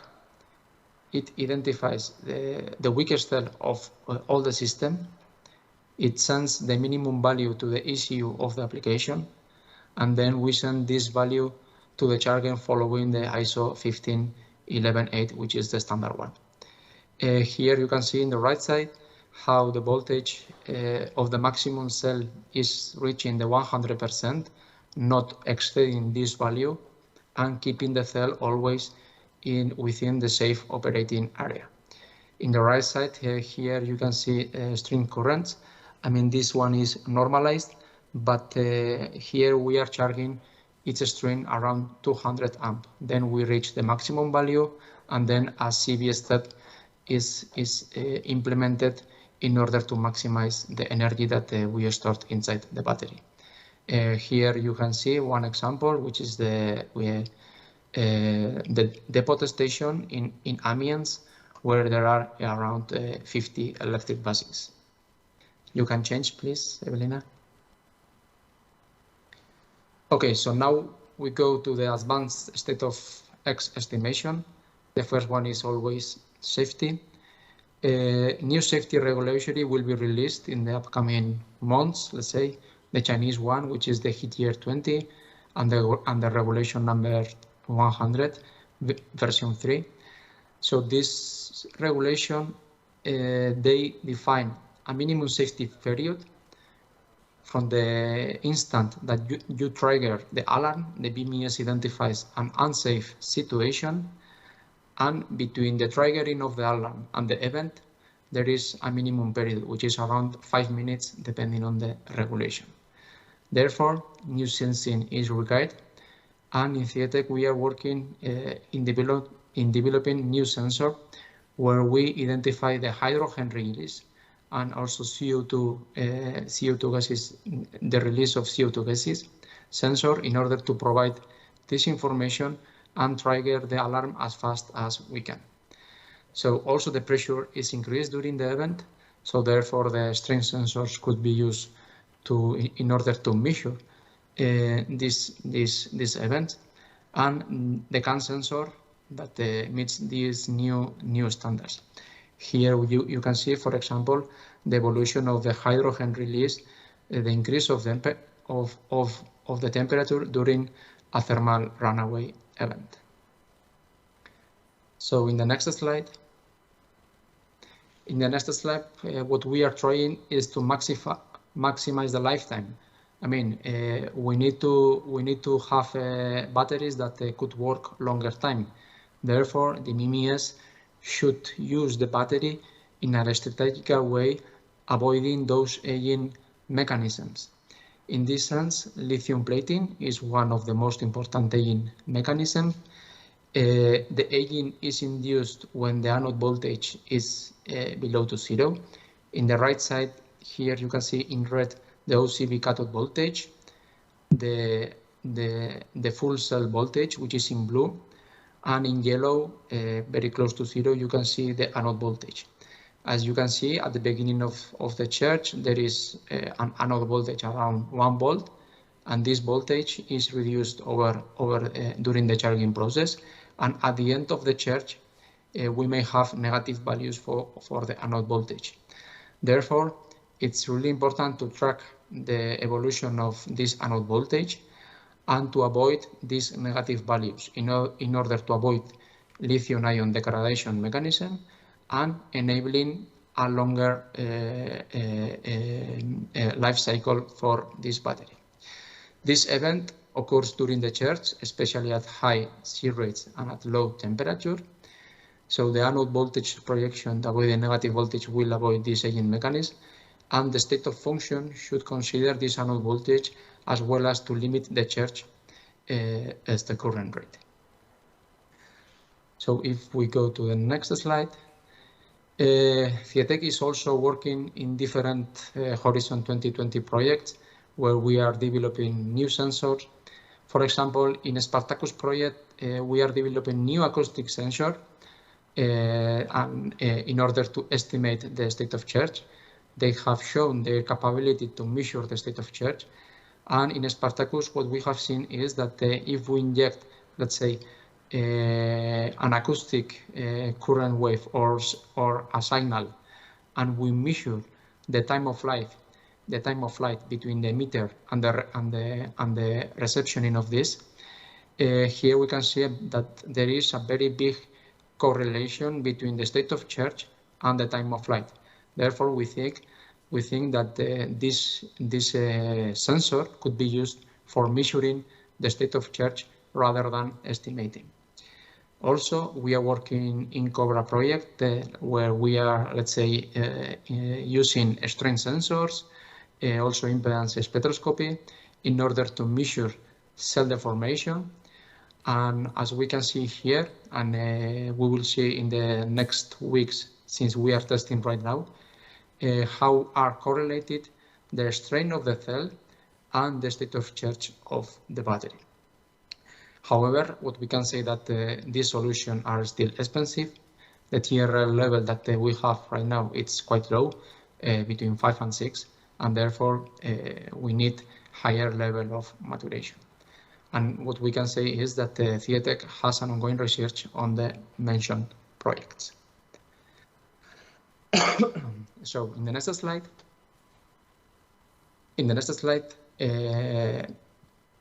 the idea is to show you the validation platform that we designed. Of course, where we developed new BMS software, it requires very long testing time. So we need considerable human and material and, I mean, in general, a lot of resources. So therefore, the virtual platforms using virtual BMS and so on will enable the automatization of this testing and hence saving all the resources required for BMS validation. So basically, in this one, we are able to test cell or module level. Then we have a measurement unit which will take the analog measurement and will transform in a digital measurement. This is going to send to a virtual BMS where we are executing our own code in order to estimate the state of function, event supervision, messaging, and test control, and we'll calculate, let's say, the digital set point to a cell tester or the module tester. And then the tester converts the digital set point in a real value in order to test, let's say, the cell or the module that we are testing right now. Also, we need to enable a post-processing in order to analyze posteriorly the test that we are conducted. And as I have said, it is applicable to cell at module level in different development stages. So the next slide, and I think is the last one, is the predictive maintenance. So as we know, lithium-ion battery exhibits an unavoidable aging. Depending on the application, it might require an intermediate battery replacement, maybe not for a private user, but yes, for heavy-duty applications, depending on the battery type, depending on the route, depending on the warranty that we are offering, we will need a replacement, and therefore the rule estimation could provide estimated battery replacement date in order to plan it. Here we can see, let's say, a plot where we have, let's say, an SOH estimation, and using particle filters, we were able, let's say, to make a prognosis with a really high accuracy and giving us, let's say, the probability that we have to happen this end of life for certain SOH. So also correlating the working histograms, temperature and current versus the state of health, this information could be used to add to the existing laboratory aging data. So to finish, I mean, this was my presentation.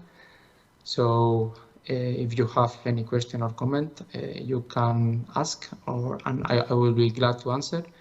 And also you could contact me using the email address that you have in this slide.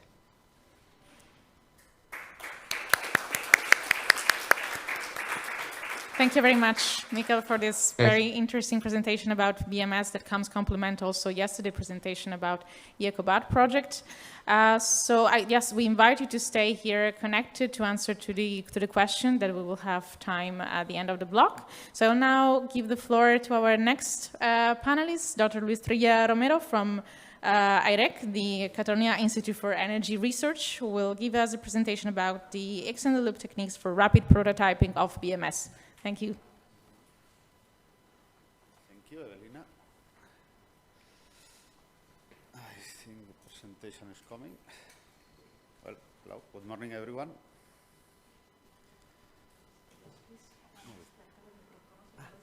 Okay. Well, as Evelina said, I'm Luis Trilla, I'm a researcher at i-HeC. I'm here on behalf, thank you, of the Marvel project, where we are leading the BMS development. Okay, let's see. All right, excellent. Let me provide some background on the Marvel project. Well, it's actually from the same family of the project that is going to be presented right after me, the Project Liberty. So we are targeting the same objectives. In particular, here we have, different type of, yes, different type of nuts, of objectives. From the mechanical side, we are targeting a light battery pack, actually acting on the housing, for instance. Also providing a design that it's, facilitates the assembly and disassembly process, important for second life, recycling, and so on. There are some innovations also in the validation process of the battery pack. As you can see here, we are developing some system called electric vehicle in the loop But in particular, we are going to focus in this presentation on the battery management system and, well, the strategies that we are going to use for the rapid prototyping of the system, in particular using the X-in-the-loop solutions. And, well, I have to say it's a project started a bit more a year ago. So, well, I'm not going to have any experimental results to show, but at least I'm going to give an overview of the work to be developed and the strategies that we are proposing in order to reach the objectives. Okay, perfect. Let's see a little bit more in detail what is what we are proposing for this new BMS. Well, first is the wireless communications that we want to implement. Well, it can, of course, save some weight and some complexity in the wiring harness and so on, but it's particularly important in this case for the automated assembly and disassembly process. It will facilitate a lot to take this step. There's also the development of a data-driven model, not only for increased accuracy, for state estimation and so on, as was explained previously, Mikkel, but it can also help to give some predictive maintenance, for instance. Also, we are going to go for a, well, cloud connectivity for the BMS. This is very linked, well, for the previous step, data-driven model. Typically, they are quite heavy, computationally speaking, so part of all of it will be running in a cloud, but also it's linked to the, well, next directives, in particular for the battery passport. We're including additional sensors. Also, the previous presenter was saying there are new sensors that can provide important information about the status of the battery, and a design that is modular and scalable, so in different voltage levels, different battery sizes, and so on.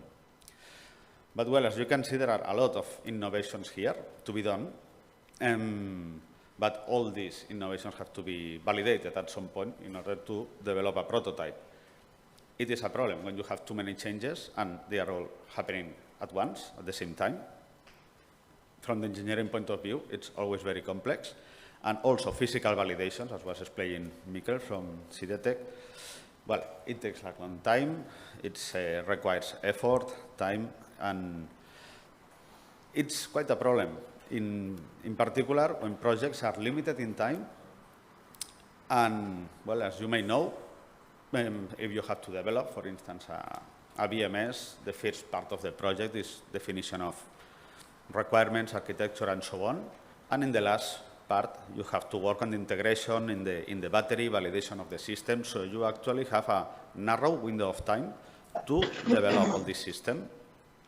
And in particular, when the TRL is high, this is quite challenging. So rapid prototyping strategies are quite useful and appropriate for this kind of situations.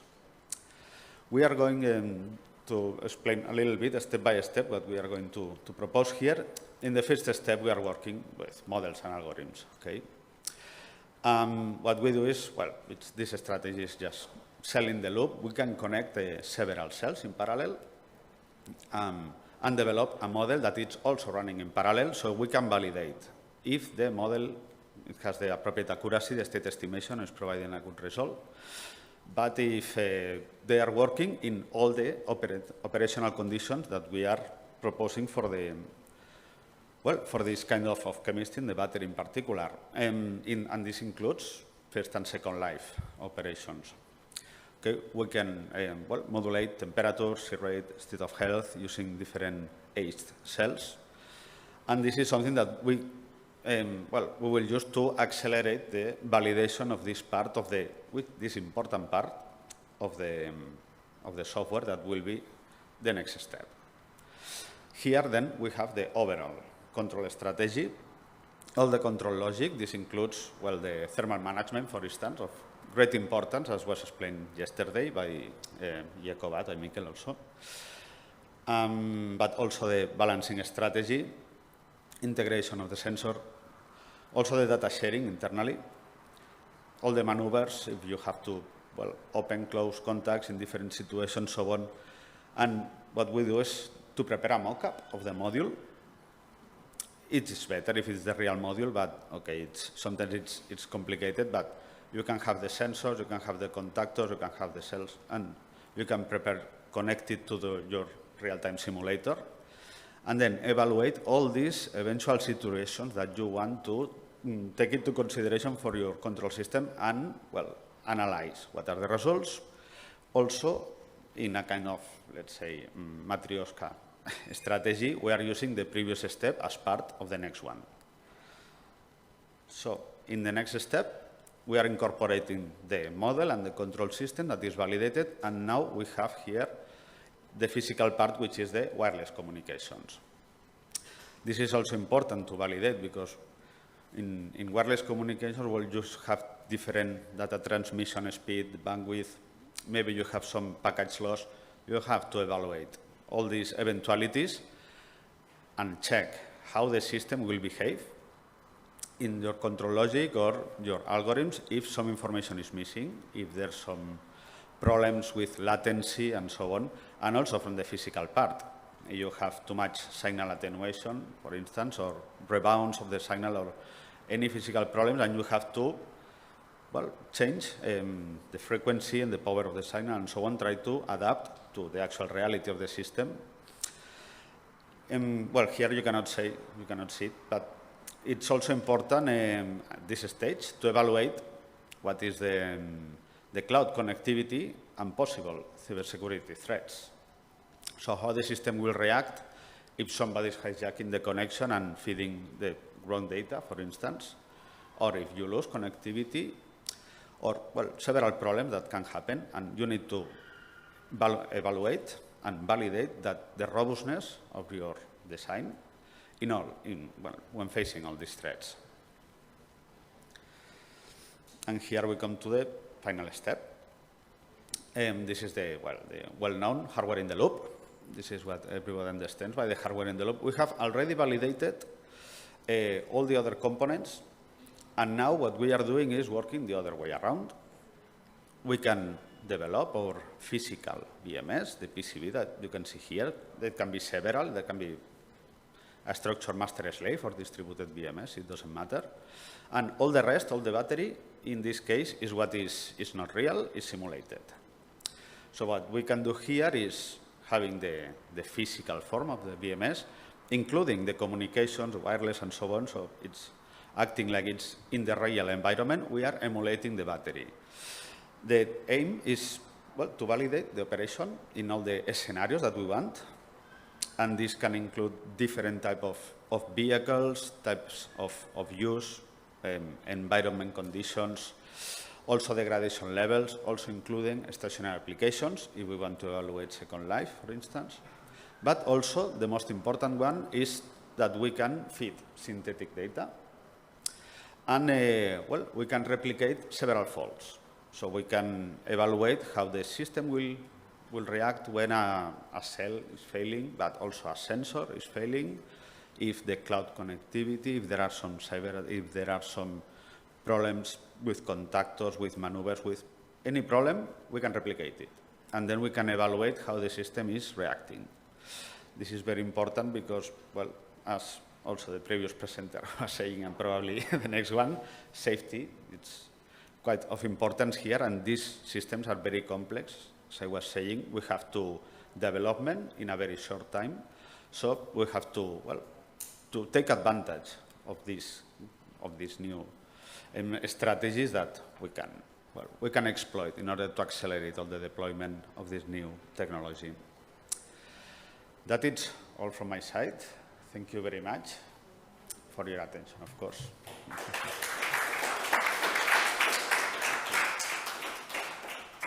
Thank you very much, Luis. And I now give the floor to our next panelist, Egoitz Martinez Lacerna from i-HeCoBatt.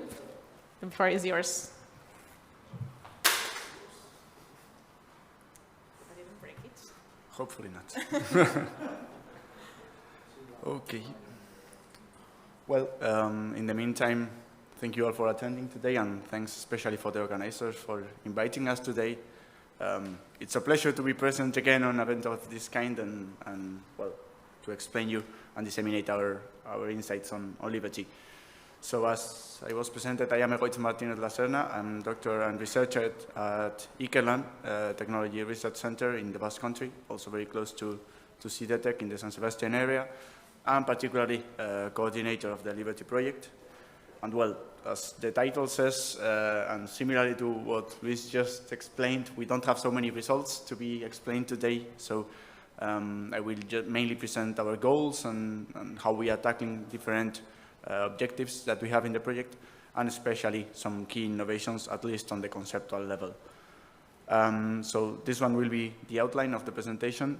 We'll just start with a short project introduction with the overview, the goals, shortly our mission, some facts and figures, and the work package structure. And then I will present some of our key innovations. We have quite many, so we will just focus on some of them. And finally, just a very brief word on the i-HeCoBatt cluster, of which the Marble project is also part. So well, Liberty stands for Lightweight Battery System for Extended Range at Improved Safety.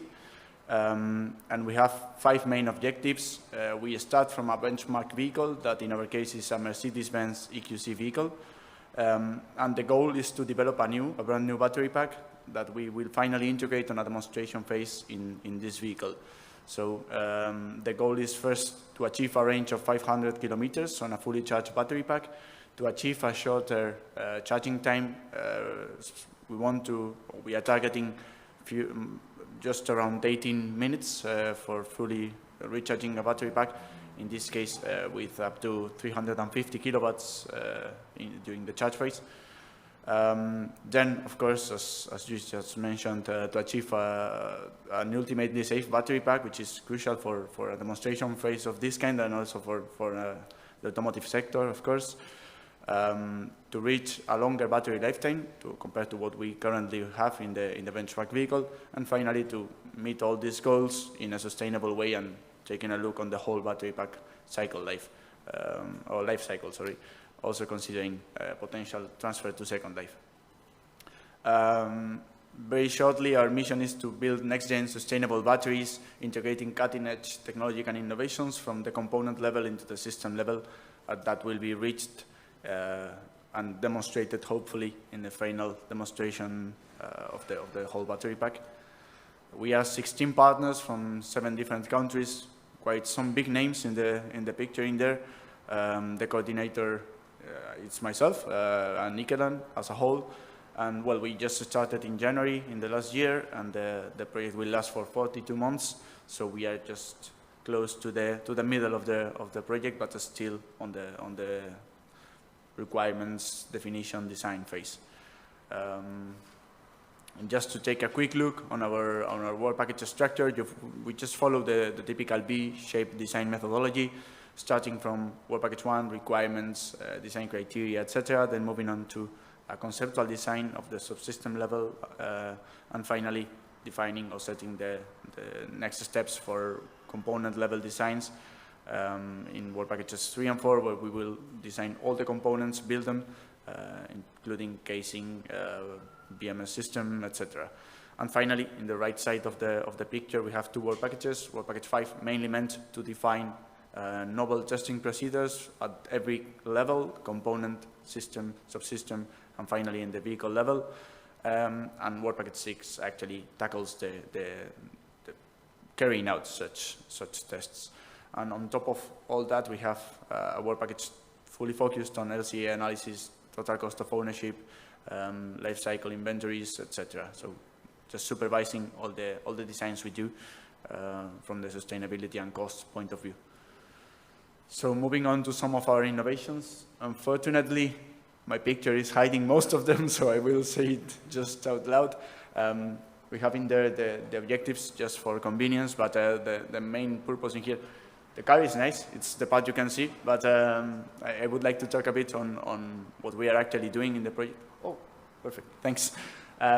So we're starting from the casing. We will have an adapted casing for our case. The shape will be pretty much the same, but we will change the top and bottom covers just so it can be more lightweight, let's say. Then new cells, a new cell configuration, targeting a cell-to-pack approach, at least to the possible extent with the boundaries we have in the vehicle. an immersion cooling based thermal management system, new electronics, a novel integrated circuit, novel BMS, adapted also to the immersion cooling concept, and new pressure sensor also for safety purposes, new advanced state-of-X algorithms, battery passport, cloud connectivity, remote troubleshooting, all this fancy stuff you can imagine on a vehicle of this kind. So I will just start with some of the innovations that we are bringing. I'm not allowed to show so many results so far because we are fully immersed in the rock and roll phase and the design of every component. So it's been quite a hard time. By the end of this year, we will probably have more results and all the components will be already on the manufacture phase. So we will be closer to showing something, but at least the conceptual approach so that you can know what we are targeting. As for the thermal management system, we are going for a immersion cooling based thermal management system. In this case, it's monophasic. So the idea is that the cells will be partially immersed on a dielectric fluid, and then we make this liquid or this dielectric liquid flow through in a closed circuit. So we will absorb it, cool it down, and then spray it over the cells. And the idea is that we will have some nozzles integrated in the battery casing in our design so that we can cool the cells and increase the heat transference. Then we will also have some filters, etc., so that we can avoid any particles or any dust, any issues with the aging of the dielectric itself. We already have some tests, and we are working on the integration on the whole battery pack, and actually we are carrying out many different tests on dummy cells and also on small stack level demonstrators so that we can prove how the liquid flows, if we have any viscosity issues, how the thermal transference is working, etc. So this has been quite a topic for the time being because it's actually it has a strong impact on the whole design of the battery pack. Apart from that, also very strongly related to the immersion cooling concept, we will have an active safety system. So we will have our cells encapsulated somehow in group of cells, and this concept will work in parallel with immersion cooling so that we can avoid having any safety issues in case of a thermal runaway event. So the idea is that the immersion cooling will help to mitigate the propagation, the thermal propagation, but apart from that, we are also exploring if other materials can also collaborate on this mission. And for that, we will have two different elements, an active one that is like the walls you can see in the surroundings of the cells that are somehow aluminum materials with a liquid inside that boils. It's a two-phase fluid that boils in case of a thermal runaway event, and in that way prevents the cells from heating that much. But even if that happens, we have a passive layer, fire retardant material, in this case, that avoids the thermal propagation from one group of cells to the other. Just some additional details on the pictures on how it actually looks like. But the idea is that we will have to check how these two elements, the immersion cooling system and the active safety system, actually work together, try to minimize the need for an active safety system, or evaluate at least how this can be complementary and work together just to avoid any safety events. This, of course, has also some important impacts on the thermal management system and also on the cell-to-pack approach that we are targeting. But the idea is that at some point, if this can be industrialized, this can be minimized or even eliminated in case the immersion cooling system is already doing the work and avoiding any thermal runaway propagation.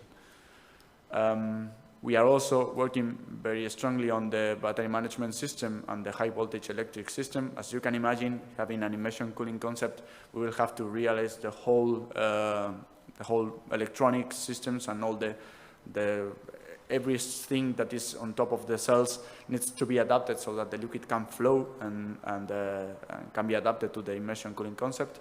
In this case, we have integrated our bus bars. This is only preliminary, so we are still adapting a little bit and shifting a few things, but it will pretty much look like that. So the PCB that you can see in there is the slave for the BMS system, and the bus bars are also adapted so that they can allow to flow the liquid, but also contribute to heat, to cooling down the cells from the taps, let's say. And well, the goal in here is to maximize energy density and also to allow a potential cell-to-pack approach. One interesting feature is that we are basing our BMS in the Fox BMS2 that the Fraunhofer Institute is developing, and well, actually, from Mikeland, we are also contributing in that part, but it's an open source BMS platform that can be publicly used in European projects of this kind or any other projects that you may have.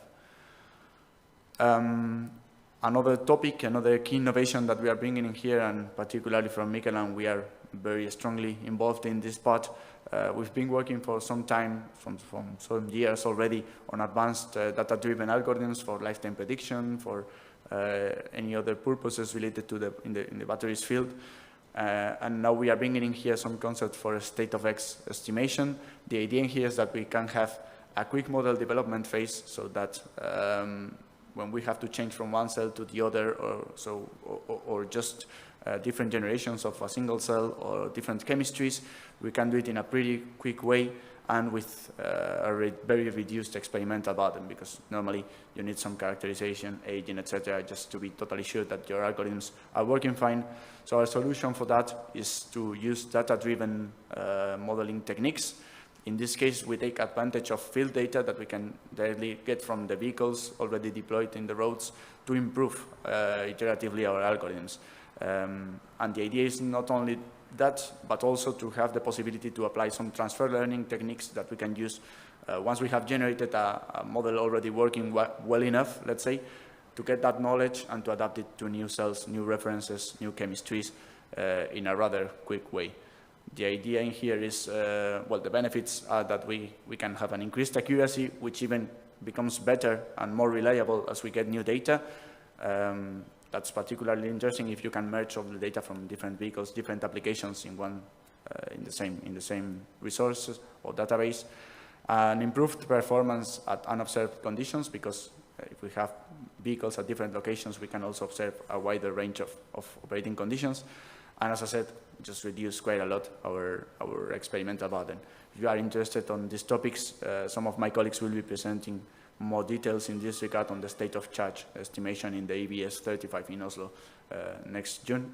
So just catch up with them, and they will be happy to talk with you. And finally, we are also working on the battery passport concept. This was is quite a topic in the last years, and we are making our slight contribution in this regard, especially with the dynamic data we can get from field operation. The idea is, well, that the data we generate during the vehicle operation can be processed, cleaned, mined, wherever we want to do with the data, before storing it in a certain passport, so that it can be useful for any services we can imagine for the vehicle itself, like remote troubleshooting, predictive maintenance, any other service related to the data of the vehicles that we can imagine, but also and especially for a potential second life use, so that second life stakeholders can take that data and benefit for that before deciding if a battery is eligible or not for a potential second life use.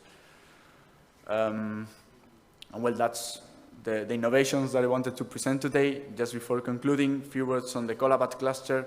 All the LCBAT 10 projects in the 2020 call that were finally granted, we have merged into a ECOBatt cluster in which Albatros, Liberty, Ilios, and also Marvel, of course, are taking part.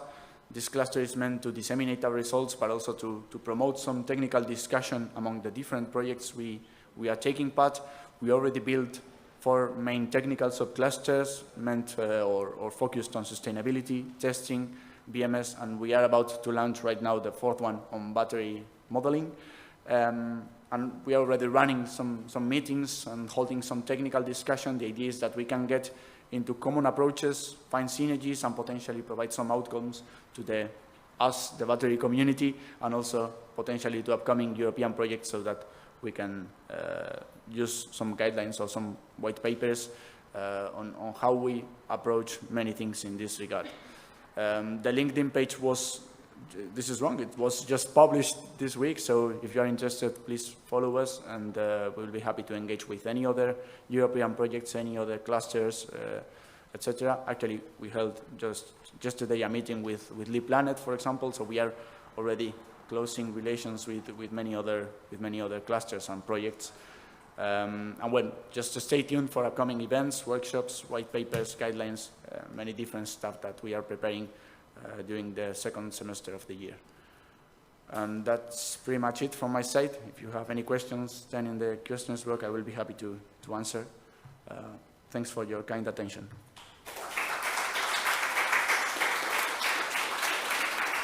Thank you very much, Goetz, for your presentation.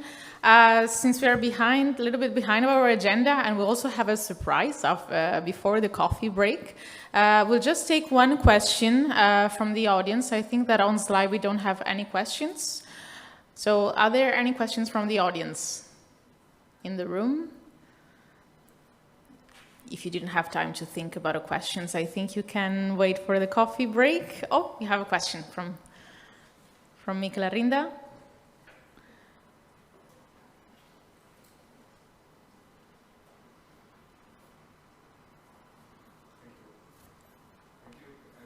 You have to switch on the microphone.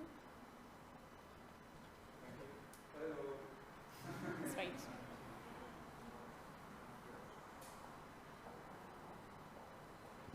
Hello. Okay. Thank you. We had some technical issues with the presentation of my colleague Mikel Oyarbide, and if it is possible, if he could show us the installation of Mobile, it would be nice. Of course. Mikel, could you hear us?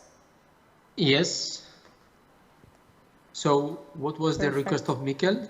Just to show the slide with all the installation in Mobile. Ah, okay. Yeah.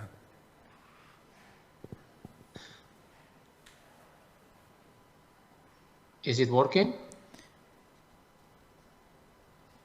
We are working on that. Just 1 second.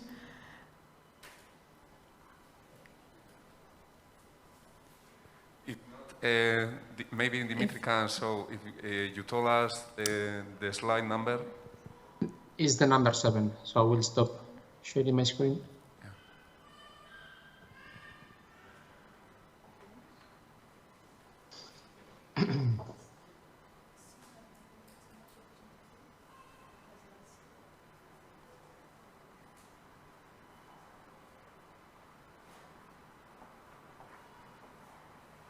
Sorry for the waiting. We're just sharing the slide 7 of your presentation.